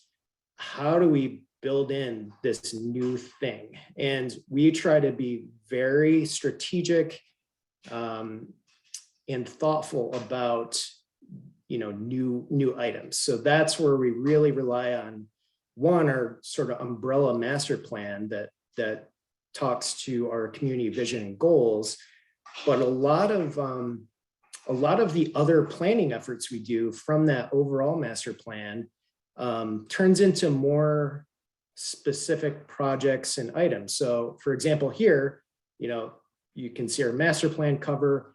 Out of that comes a more specific transportation master plan, where we identify, like, we go into more detail on what our community goals are for our transportation network. And then even out of that comes a more specific project that says, okay, we've identified we need to replace a bridge. In our transportation master plan, we have goals for what that bridge should accommodate, more multimodal use, whatever. And we do a what's called sort of a scoping study in our world, or a concept plan that says, all right, let's get some more public feedback and really nail down the details of what this new asset should look like and get the community buy-in. And then that also sets up a really good sort of cost estimate. And now it's like, okay, we've got community engagement. We know what this project's going to cost. We know kind of the estimate of this project, or the estimated schedule for this project. Let's start building it into the capital plan. And how are we going to finance this new thing? Next slide, please. So that's sort of the ingredients, but how do you share that with the public? So Seth mentioned, obviously we try to go out to the people and explain it. We've been trying to improve our capital plan annually as well. So it's always a work in progress. So I'm sure there's folks out there that have way better capital plans than us, but we've been trying to really make it digestible to the public. Our capital plan, it has the obligatory charts and spreadsheets of like each category of asset, transportation, buildings, etc. The debt modeling and all of that. But what we found to be more successful is giving some like snapshots on the project. So what I'm showing you here is an example of, we do in our budget book sort of a one-page summary of like, okay, here's the project that we're proposing for this budget year that's in our capital plan. Here's the summary of the details. And then we also show, you can't read it, but we also show sort of the ranking criteria that I talked about on the last slide, that says, okay, we've identified this project as something that meets the community goals. Here's how it ranks through our master plan. And, that's why it's in this year's capital budget.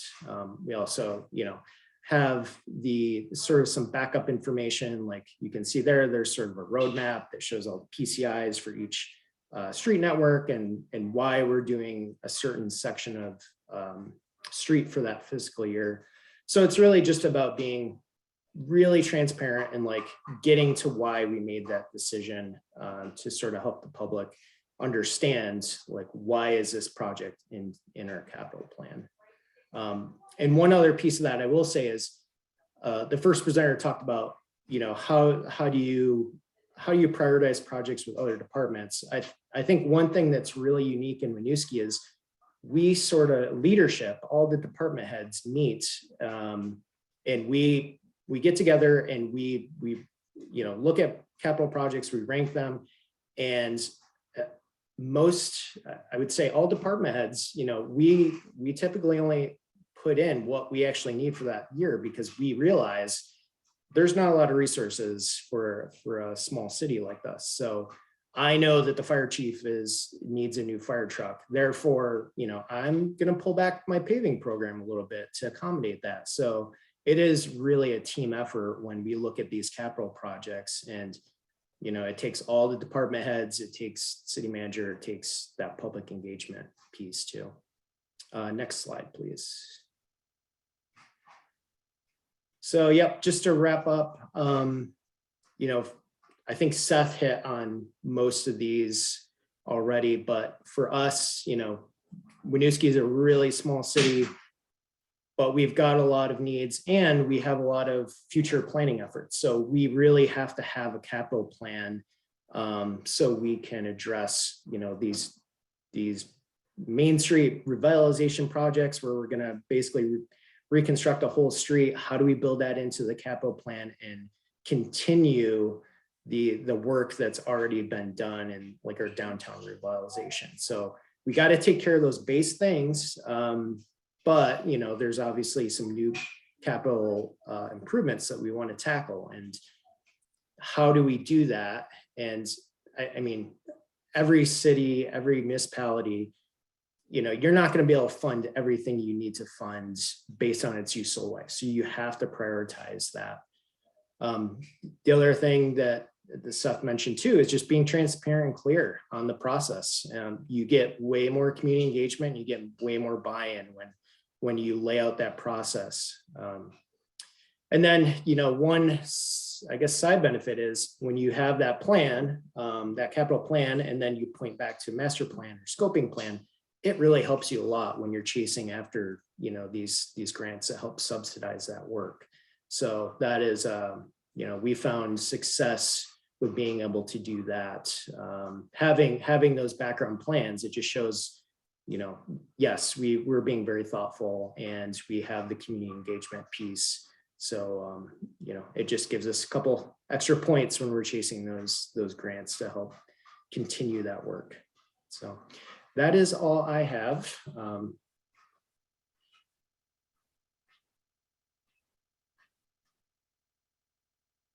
Great. Well, thank you so much, John.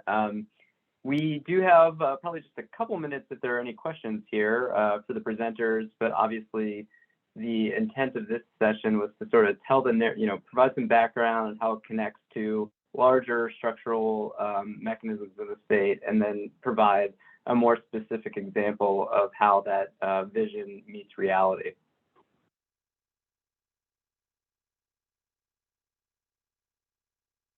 And I think it goes without saying, if there are, we've got an eager group here. So if there are questions, about something specific that were said, we can follow up with the presenters. I don't want to speak for them, but I assume, oh, you know what? There's a question. So what's the question? How many people live in Winooski? Just a hair over 7,000. It's the most densely populated community in the state, and also the most diverse. And that's 20, those are the 2020 numbers? Yeah, John, maybe 72, 73, something like that. Yeah, it's like 7,242, 2019. But I would just add the big dynamic there is the 1 square mile of tax base. Like that's a real, when your infrastructure has to serve the entire community and that entire community is your tax base. We used to talk a lot about the fact that there's no sprawl options here, right? And that's actually a great lead into our next question. Do your capital planning needs ever conflict with the capital planning needs of the school district, and how do you manage that?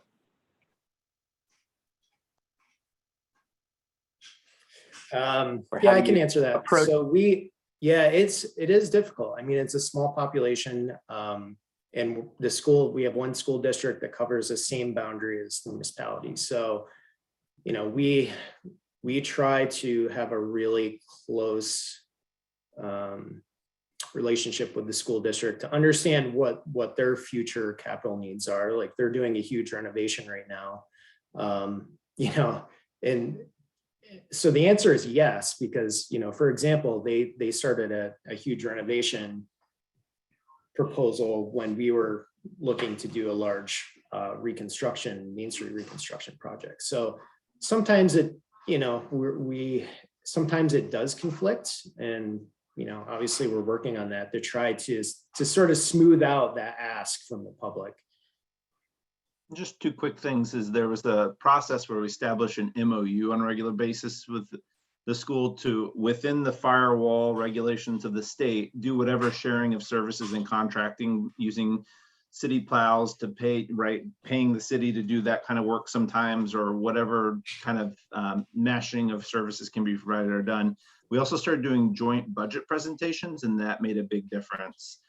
Because people could find out, and trying to use the same language, what the net tax impact to all of the budgets would be to their household, instead of having to make multiple stops to say, what is this I'm voting on in totality? Because it's always disturbing when you see a difference between the yeses in the school and the yeses in the city, in my mind. It'd be great if there could be alignment about the financial vision when it comes to budget votes. Okay, great. We do have two questions, but I think we'll probably take those offline. I want to give time for our next presenter and appropriately thank Sharon, Seth, and John for joining us today. That was extremely helpful and informative. And with that, I will introduce our next panelist. And for you guys, I can move you back to the audience. I don't know how to do them. Let's see.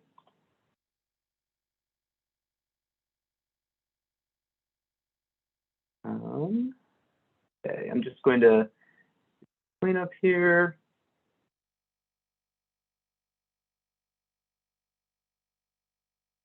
Okay, so great. So I'm very, very happy to introduce Martha Keenan, who is the Capital and Special Projects Director at the City of Burlington. For the last 7 years or so, she has helped manage a capital plan that was I guess, put together in 2016. And so she's been involved at many stages in both the development and certainly the implementation of that capital plan. She's a certified infrastructure and facilities nerd for sure, and has the background to prove it. She got her start working on some of the renovations down by the Burlington waterfront of the historic buildings down there, as well as some Lawson's Lane, which is a historic alleyway and series of buildings in downtown Burlington. She had also worked for Redstone as a director of property management for some time. So I think this background in both hard infrastructure as well as facilities is really relevant to our group here today that has school district representatives as well as municipal representatives. And then to sort of round things out, she's also, again, borrowing from that housing lineage, worked at Housing Vermont, now Evernorth, for some time as an asset manager. So with that, I'm going to allow Martha to begin to tell us about the Burlington experience and the many trials and tribulations in developing what is probably the largest capital plan in the state. Thank you, Martha. Thank you very much, Michael. I appreciate your having me speak today. It's something that I love. I'm extremely passionate about it. And yes, I'm a complete nerd when it comes to capital planning and the data that goes into it. What I have learned, and it's about lessons learned, is that there's always more to learn. Like, I learned a lot of things this morning. There were a lot of good points that were made by our speakers this morning, and they helped me fine tune what I'm saying now. One of the major things that is important and critical to success is commitment. And without that long-term commitment to the plan and the process, you can't be successful. The city of Burlington actually in 1992 under Mayor Clavell brought forward a 6-year capital plan that was created by the then city's planning commission. And this plan covered all the city departments, including the airport and enterprise funds, showed an annual need of $20 million with bonding required to make it successful. It was a really well done capital plan. However, there was no commitment to managing it, who internally would take responsibility for it, for its ongoing management. And as time moved forward, it moved to the side and it was not utilized. And it was also a very different time to bring something forward in the 1990s. We didn't have all the media resources that we have today. We couldn't go on Zoom. It was through radio, newspaper, in-person meetings, but there were none of the social media platforms that we have today, and there was not an easy way to reach the greater audience. It didn't need the support, or didn't garner the support that was needed to be embedded into the city at that time. It wasn't until 2009 that the city created a capital improvement program, and the voters approved at that time $1 million per year to be invested in the city's infrastructure. This money, it was good intent, and it was for purposes of capital improvement.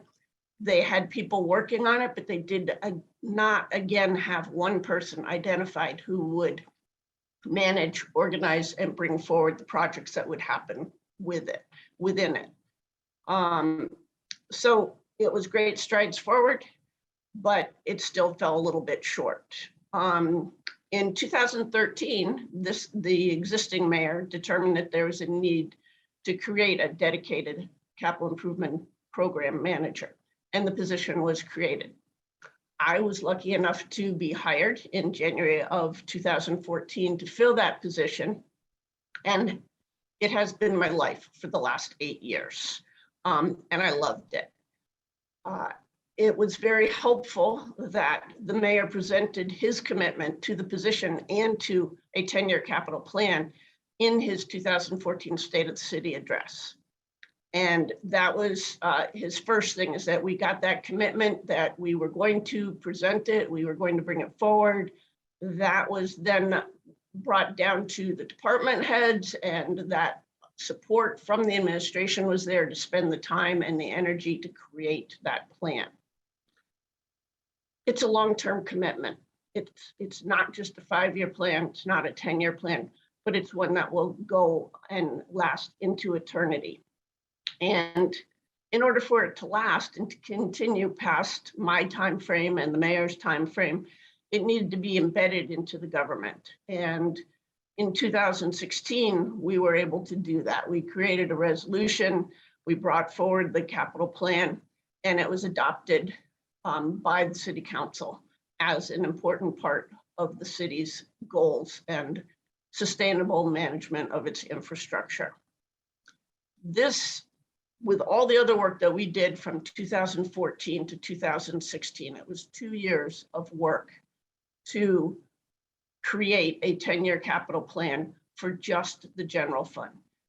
And so we had the mayor's support and the administration's support to spend that time. It enabled us, after the plan was adopted, to go to the voters and be successful in a $27.5 million bond with 78% approval by the voters. And that allowed us to work for the last 5 years on our capital plan.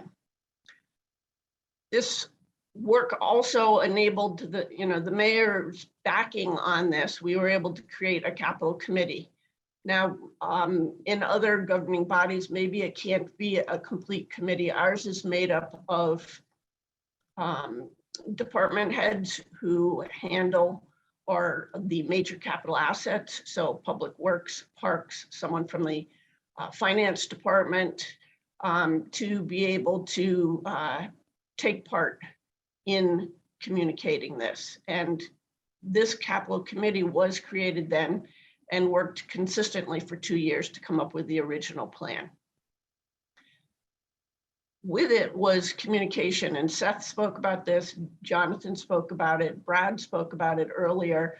It's important. Communication is key to any success, and the more you communicate with everyone, with internally and with public, with your council or your town management, the more buy-in you're going to get, the more approval you're going to get, the better understanding they're going to have of why what you're doing is important. As someone said earlier, it's not sexy. It's rotting pipes. It's deteriorating buildings. It's old vehicles, but they're integral to creating a vibrant community, as Seth spoke about. It's what will bring people to your downtown is something that is well maintained. They aren't driving over potholes. They aren't tripping on the sidewalks. They walk into nice buildings. Those are all critical things. And the more communicating you do all the way around will help to make that happen. As we were doing this, we also learned, and we've seen it today, that communication and education has to happen in multiple different formats. When we created our plan, we didn't just create a spreadsheet, which is a wonderful thing, but people have a hard time looking at a spreadsheet. So we created bar charts that would allow people to see the need in one manner. We created a narrative that spoke about all of the assets and where they were now and where we wanted to go and what we needed to be sustainable. We did PowerPoint presentations. It's using all of the different forms. We went to NPAs, we did in-person presentations, Zoom presentations, anything that would get the word out and help educate people as to what our needs were. And it was really great. It was a fun process. You want to be out there. It's really important that you're willing to engage on all those levels and to have the hard conversations. There's a lot of conflicting feeling about what's important for one's community, and you have to balance them all. And that is one of the largest challenges of a capital plan. How do you balance all the needs to make everyone feel that you're hearing what they're saying and you acknowledge it, you hear it, and you do the best that you can, and that it's fairly created across the groups. That comes to the importance of your capital committee. What does this do? It brings together all of your stakeholders who are responsible for those assets. I was happy enough and lucky enough to be the lead on this, and it's important. I'm not in it alone. We're all in it together. What strengths did the other people on my team have? I knew how to do spreadsheets. I didn't know how to make them look pretty. Somebody else was able to go out and make that spreadsheet more understandable for the world out there. We have to be neutral. We can't be just for public works or just for parks or just for finance. It's fair across the board. And how do we show that? How do we make sure that we are being equitable all the way across? In order to do that, we have to create relationships and create trust. I was a capital program manager. I was not a department head. And therefore, I needed to influence department heads where I had no authority to do so. And so it's a matter of creating these relationships and creating trust amongst them so that we can move in the correct mode forward. What's best for the city? What's best for your town? And how should we do that? Without trust and relationships, it's just virtually impossible. If you are standing as an island, it's not going to happen. This committee, we created guidelines, criteria for projects, the willingness to talk through these tough choices. So that's a really important part of your committee, of your capital plan, is what are your projects? What are your guidelines? What's the criteria that you're rating them on? How are you being equitable? Is it a life safety issue? Is it a priority of the administration? How do you acknowledge all of those and make sure people feel they're addressed equally? Each year, our committee is brought all of those projects that people would like to do in the next year. And we ask for the next 3 years, what is planned out there so that we can forecast what we're going to need for resources moving forward. And you want to create a plan that encompasses all of the municipality's needs. And Seth spoke to this, and that you're never going to be able to have all of the money that you want to address them.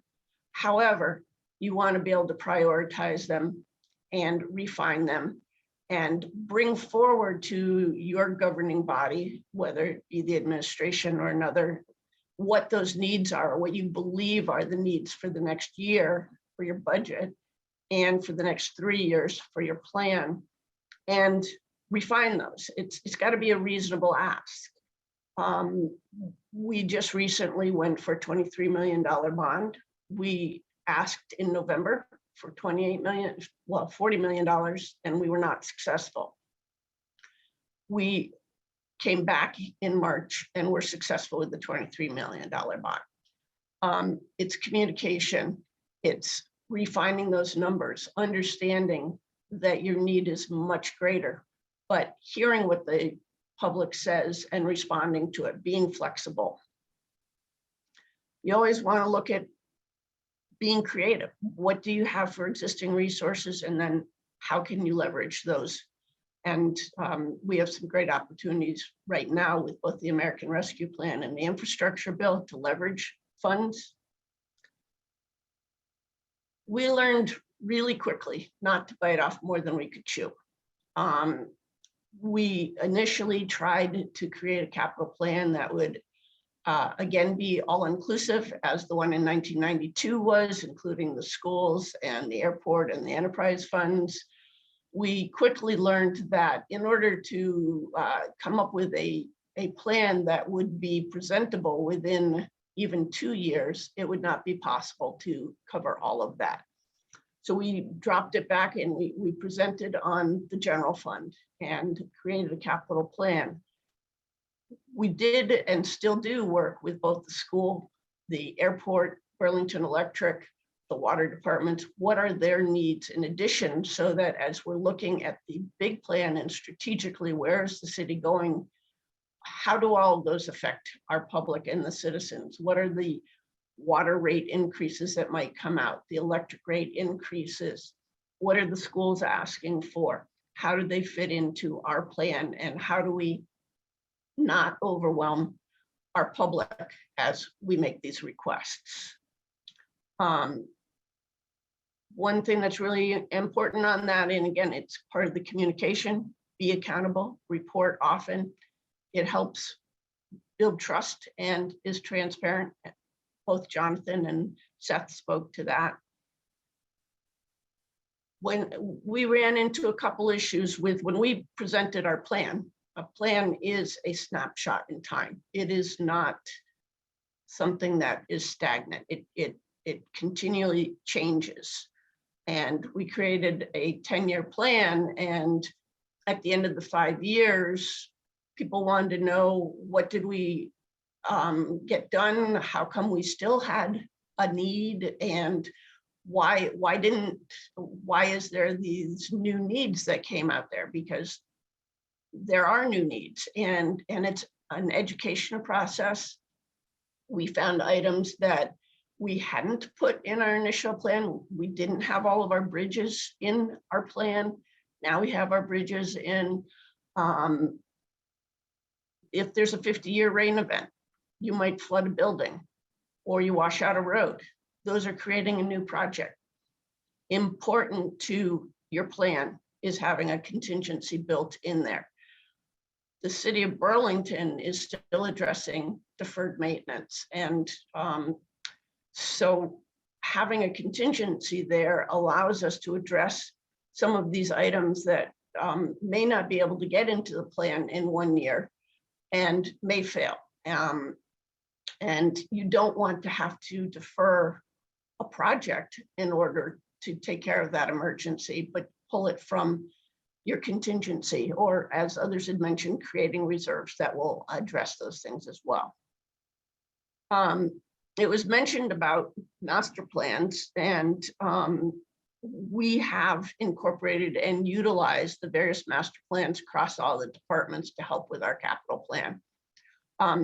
It's challenging because each of those master plans have huge lists of projects and needs within them, and we can't get to them all, but we can at least address them, show that we're aware they're there, and hopefully create a plan or a schedule of forecasting of when we can address certain things if we can't address them now.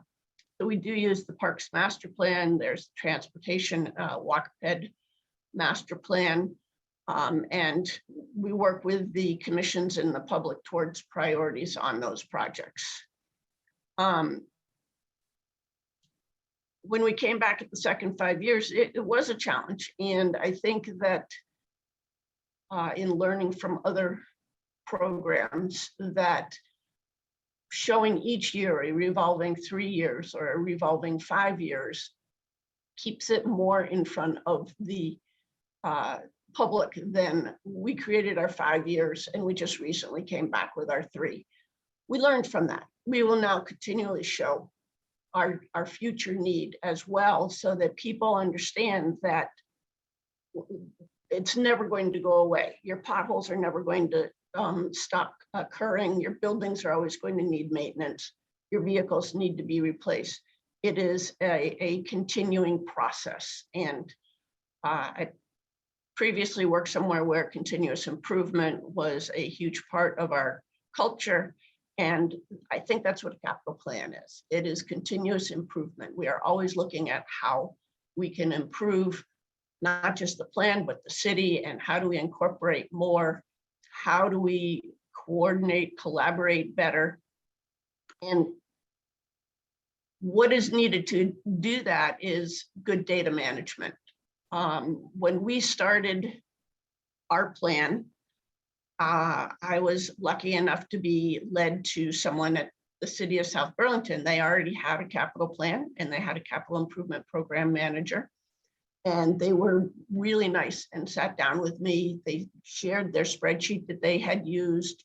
And that's how we started working on ours, was an Excel spreadsheet, which I think is well utilized by a lot of people still throughout the world as the means of managing information. It was great. And it provided the initial information that we needed to move forward. And we utilized it for a couple of years, but we soon learned that it's too general. It cannot go into the details as deeply as we wanted, and we needed to create something else. We moved to Excel with a pivot table. And so all of the data went into the pivot tables, and we were able to manipulate and understand our situation better. What do we have left on our bond that we're drawing? What should be, will be spent on projects in the next couple of years that we need to make sure we set aside now? Is there a grant funded project that has a match that we need to make sure we've committed those funds to? And that was a great next step. And we have utilized that up through now. A couple challenges with it. It's only as good as the people putting in the information. We're all human. If you get a number of people working in the data, it's easy to mess it up. And so it's not perfect, but it does move us in the right direction. 2 items that have helped us drastically is that in order to have good data, we needed more information on our assets. And we were able to create a position for an asset management coordinator. And we've just completed the implementation of an asset management platform, so that now they all sit on that. Our work orders go in there. We now know the service levels that we need for it. We know where our failures are going to happen. It is another means of giving us data to plan better moving forward. Additionally, we are working with another software system that will take all of our capital planning onto it. It will tie to our accounting system. It will pull and push back and forth to our accounting system so that we can see live data as we go. It's really exciting because it will have a web page and we'll be able to put up projects on that.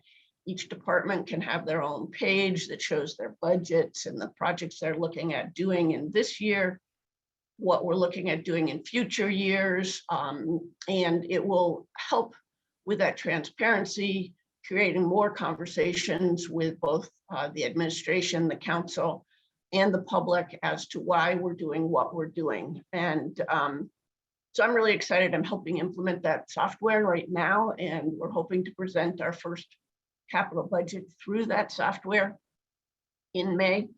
And it will allow all project managers to have more input and more acknowledgement or accountability for their projects and improve the communication across the board. So really, what we're saying is we need to be flexible. We need to be willing to change. We need to be nimble.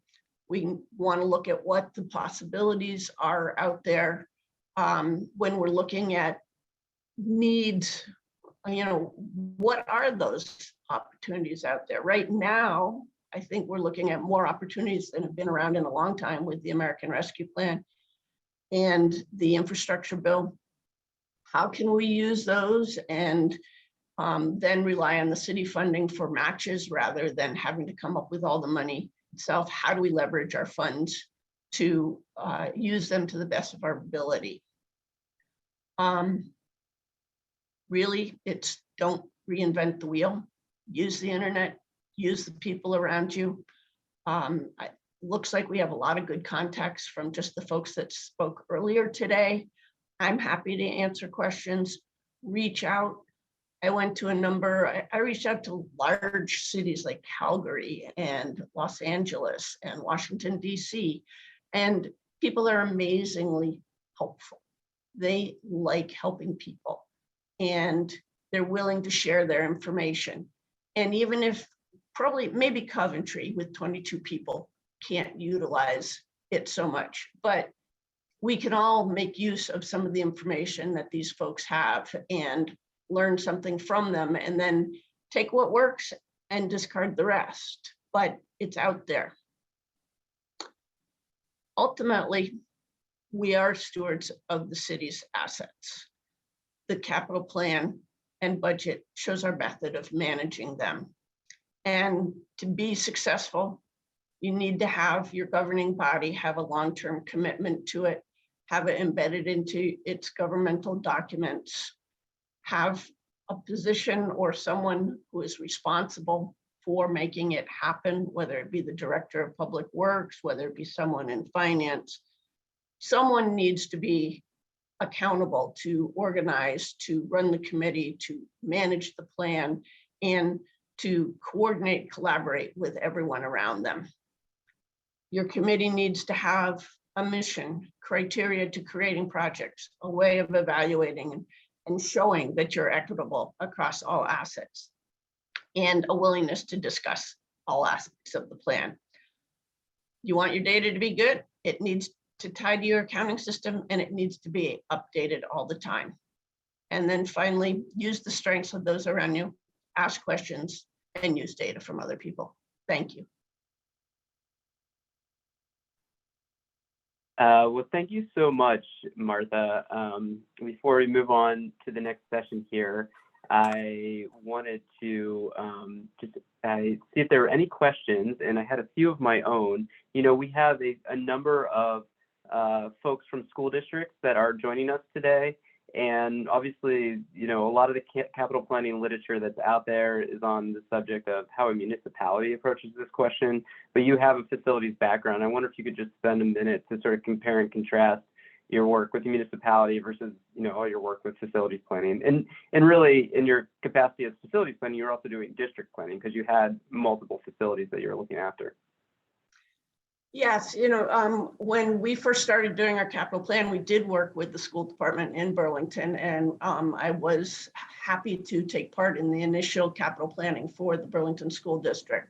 And we collaborated and worked on that together. And it's important, like we looked at ways that, you know, how could I think it was mentioned earlier, how does the school conflict with the city's needs? And one of the things that the city did in 2018 was create a debt policy and a cap.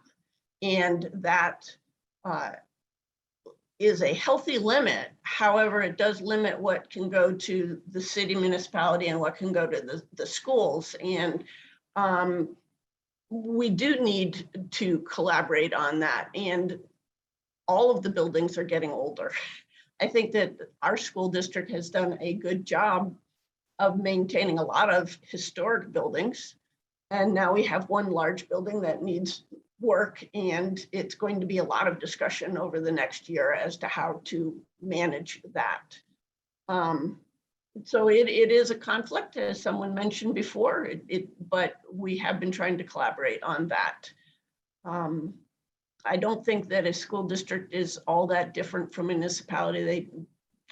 They have a lot of facilities. Their facilities have more special needs than even a municipal building, in that they have children all the time. They have a sanitation level. They have a high volume of people that go through it.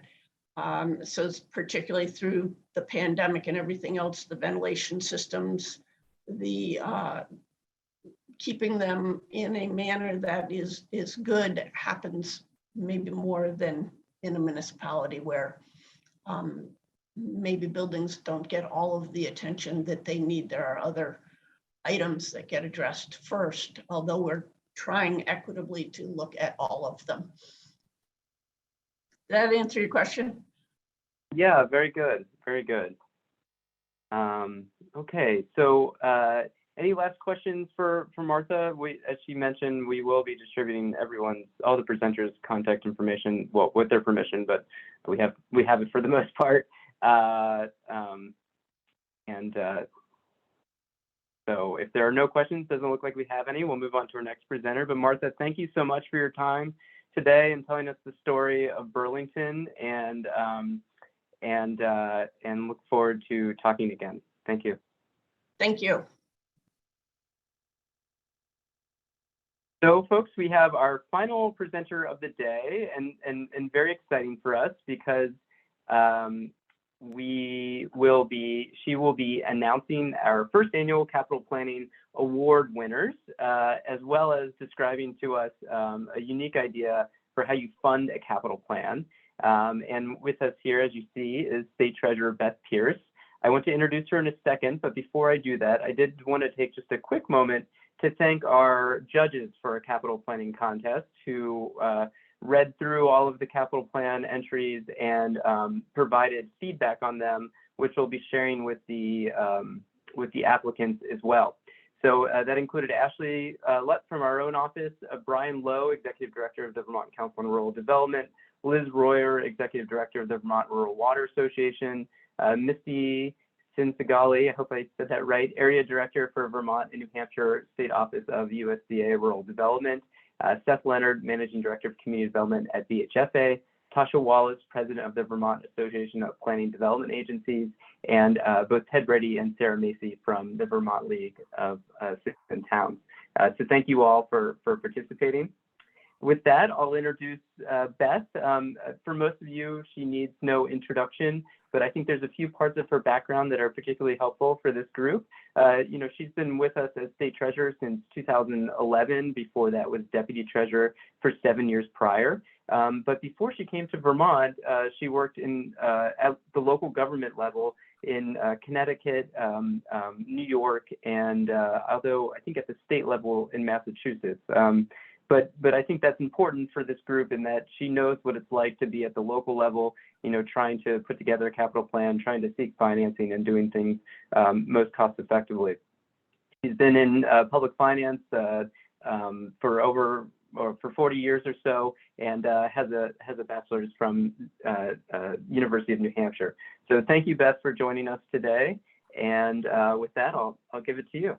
Well, thank you very much. It's a pleasure to be here, and I did enjoy my municipal experience. I was a county manager, then a financial operations manager for the town of West Hartford, Connecticut, a deputy controller for a town in the Greenburgh, which is in the Westchester area of New York, and technically a stint in Massachusetts, but it was really working on a federal program that had a conduit through municipality. But I got my W-2 from the municipality. What can I say?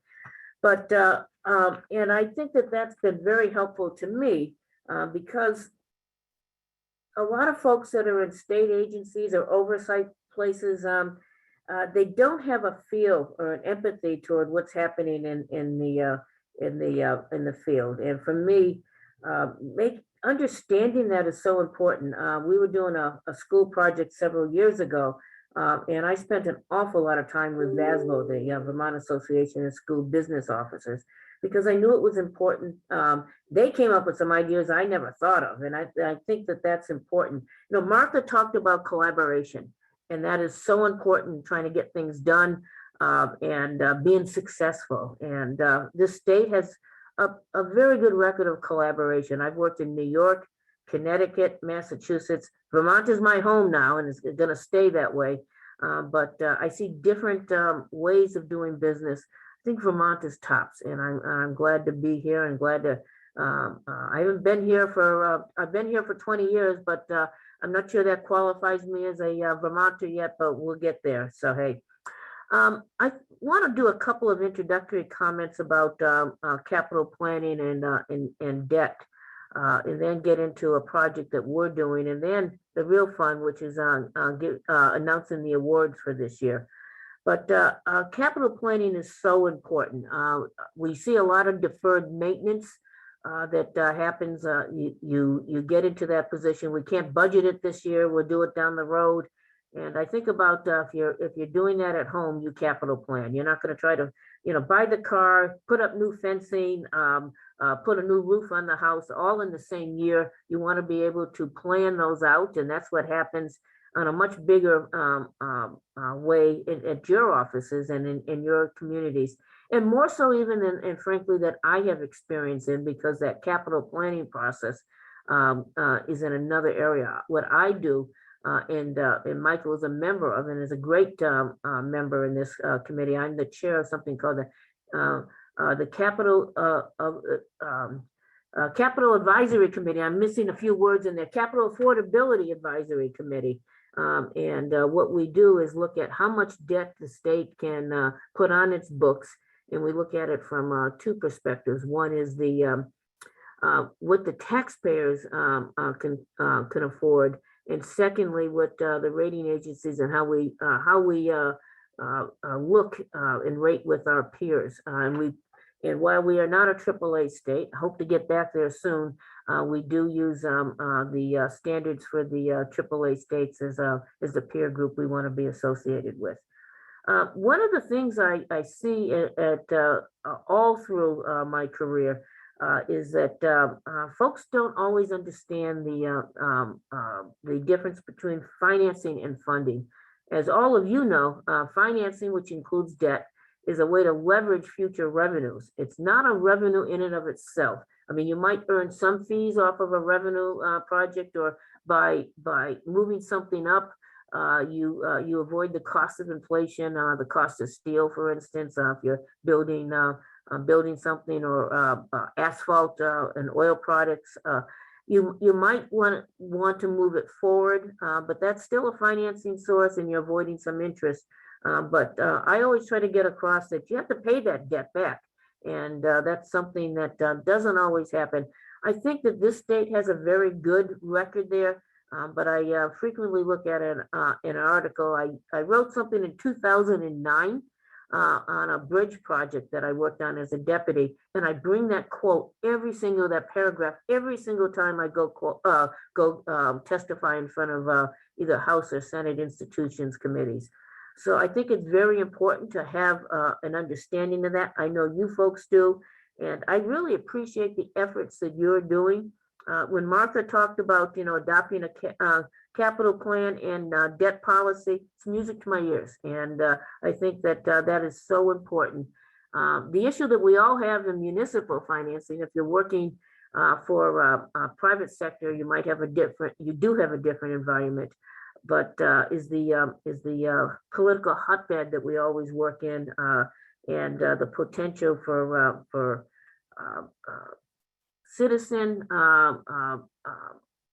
citizen concerns, other governmental concerns, whether it's and Michael deals with a lot of this, the bureaucracy and the bond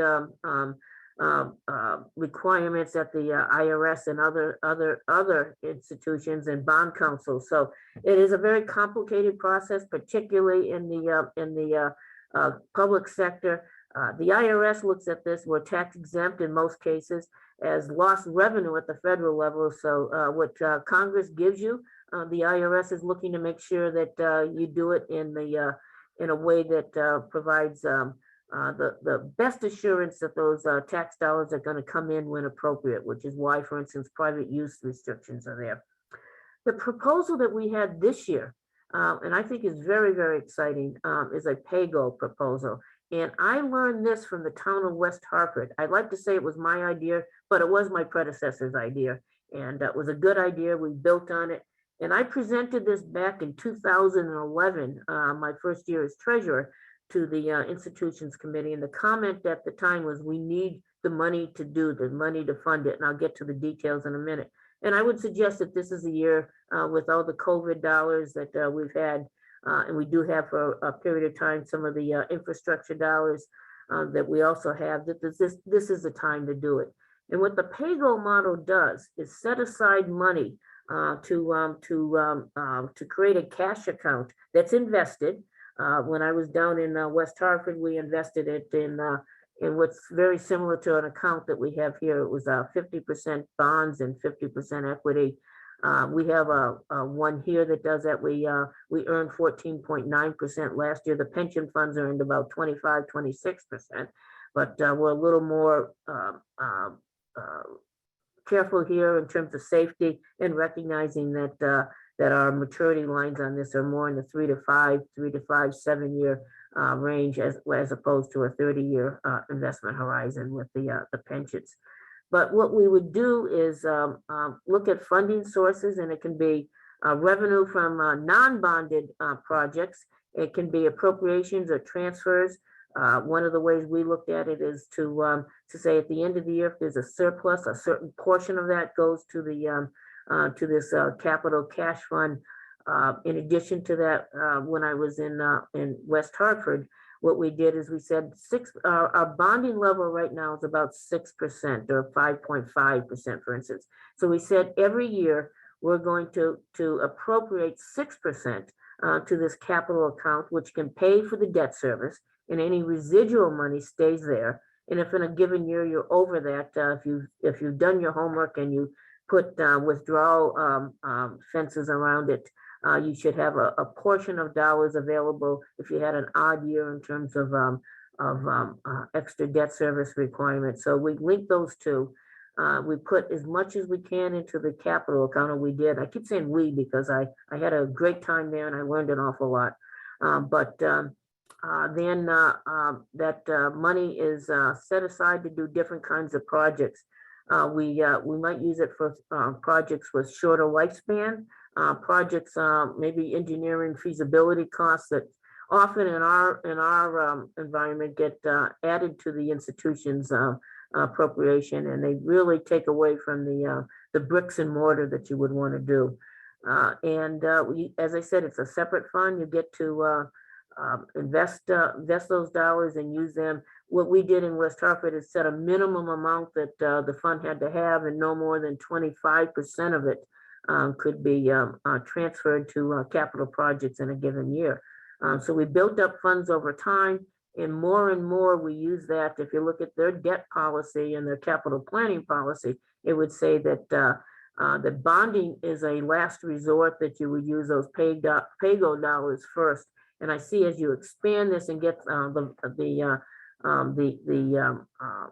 larger sum invested and available, that you would do more and more with what would be the traditional capital projects bonding. So we use this in replacement for bonding. The town of Toland does it. I don't have the list in front of me, but I identified about a dozen towns. And to my predecessor's credit, I think he was one of the first to do it, and is the first to do it, and other towns followed suit because it was a good idea. One of the things we looked at doing is to, we have bonds that have refunding provisions, and we look to call the bonds and use the proceeds of calling to put those in the capital cash fund. And then as we went forward and had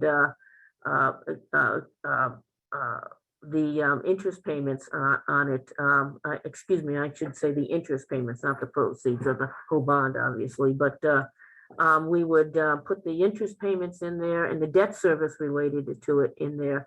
And we would then use that as a source and not increase the bonded debt. You would keep the bonded debt at a lower level with the Capital Debt Advisory Committee.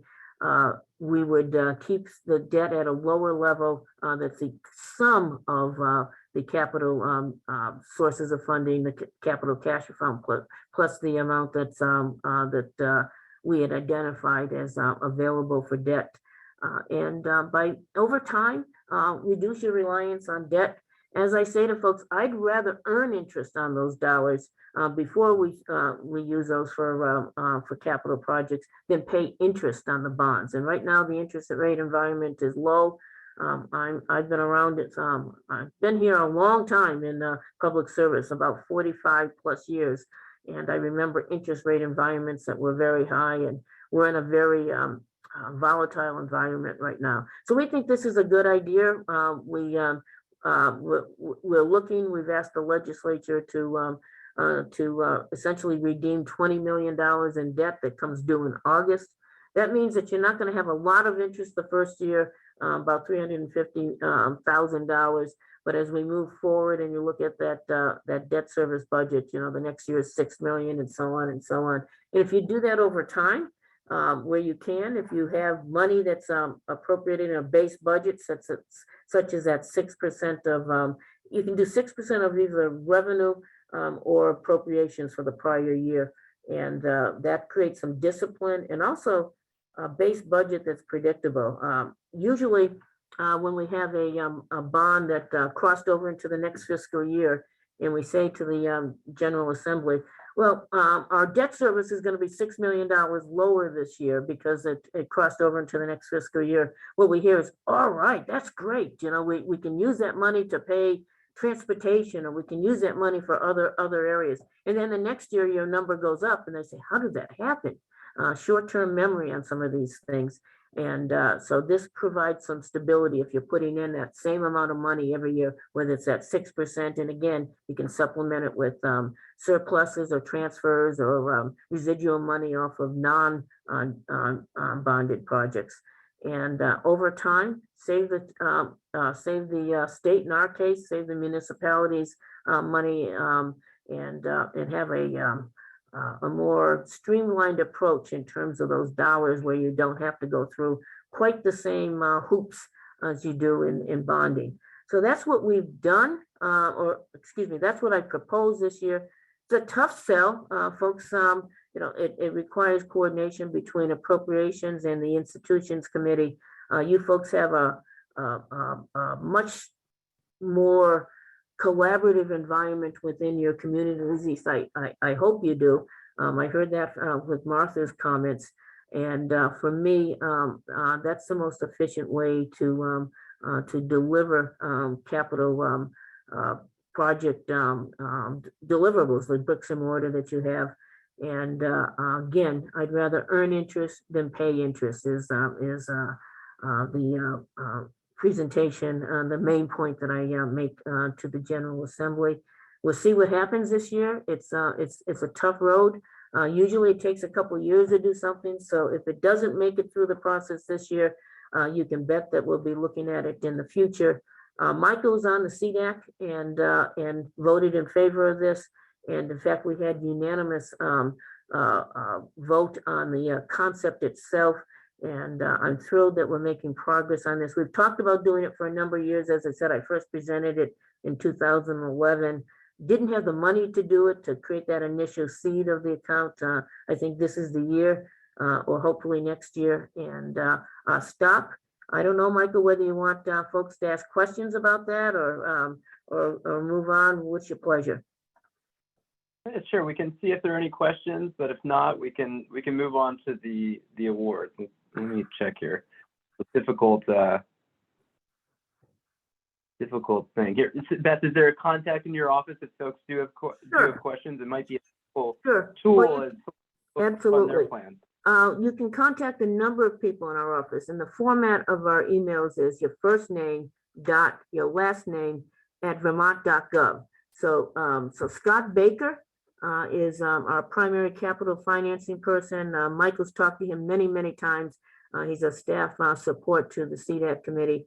And Will Krewald, and I'll send that out. I always get the E and the I mixed up. I'll see if I can pull that up right now. Will is the CFO of our Treasury Operations Division, which includes Scott, and we are so lucky to have him in the mix. So it's Krewald, Kriewald, and you should and his first name in the spelling is William. So William.Krewald at vermont.gov, Scott.Baker at vermont.gov, and we'd be delighted to hear your questions or comments on this. I have examples. I handed those out for about a dozen different municipalities, mostly in Connecticut. I think I had one New Hampshire in there, and I'd be happy to send those examples out to folks where it's in their debt policy or their capital planning model. I'd be, again, happy to share that with folks. I might give you an idea. And again, where you folks are doing, I look at the awards here, and you've got capital planning working here, and really terrific capital plans and long-term looking at how you're going to take care of that bricks and mortar. And again, you deal in a very political environment, as do we all. But unlike you have to put it out to vote and talk to the voters about it. So again, I'll stop there and be happy to, again, answer any questions or move on to the awards. Great. Yeah, what we'll do, Beth, is from one of your committee presentations, we'll send out that presentation alongside the other materials. Folks, as Beth announces the award winners, if folks from that community could use the raise hand function, kind of a lame way to do this virtually, but we'll do our best to try and acknowledge you. And then I'll be following up with you to set up a time to hand deliver your actual award and talk about some of the other things that we promised, including some photography and then the feedback from our esteemed panel. So with that, Beth, why don't we go ahead and get started? Well, thank you very much. And when I look at this, it's a great credit to all the different municipalities. And when I also look at it as a diverse group, diverse geographically as well. And I know, frankly, Michael, you do a great deal of work with folks in the community, and I want to commend you as well. I don't think I have an award for you, Michael, but frankly, you do award-winning work, and I want to say thank you. So 2022 awards for the best capital plan for a Vermont municipality of 10,000 residents or more. And that award goes to the city of Burlington. And I just heard a little bit from Martha. So Folks, thank you very much, and raise your hands. Thank you, Martha. I think was in attendance. Oh, we've got a few folks here. Let's read them out. Hang on, Beth. Mhm. All right, we've got Martha, Catherine Stad, Mary Goulet, and Brian Stevens. Congratulations, great work. Congratulations to all of you, and it's great work. So the next category is the best capital plan for Vermont municipality between 10,000 and 1,300 residents. I think we've got that reverse, 1,300 to 10,000 residents. And the winner of that, again, we have a lot of geographic distribution here, the town of Woodstock. And Great. Let's see, Woodstock. I know we have some folks here, but congratulations to Woodstock. We'll be hearing from them about some of their experiences actually tomorrow. excellent, excellent. And the next award is for the best capital plan for a municipality of less than 1,300 residents. I guess that's not a surprise as we're going through the numbers population distribution, and that goes to the town of Grafton. Yay!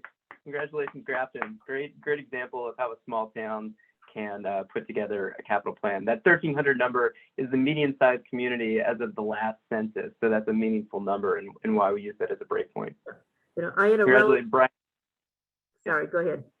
I was going to say, I have a relative that lived in San Francisco, and when I told her, you know, the size of my community, she was a bit amazed. But I said, "Hey, we get things done here," and I'm really happy with the work in Vermont. I had choices, and I came to Vermont because of the culture and the political process. There was one state, I won't mention names, where they referred to politics as a full contact sport. This is a great environment to work in, and frankly, the natural resources are pretty darn good too. So the best capital plan for a social or physical infrastructure system incorporating 2 or more Vermont municipalities. And again, this is all about collaboration. This is how we get it done. And the winner in that ward category is Champlain Water District. And who do we have there? Anybody there today from there? I know we had Nathan Pinon from Champlain Water District. Congratulations. Again, that's fantastic, and appreciate your work. And there's an honorable mention in that category to the Windsor Central Unified Union School District. And this is so important across schools as you're taking a look at. I mean, that's a big bricks and mortar piece of your communities.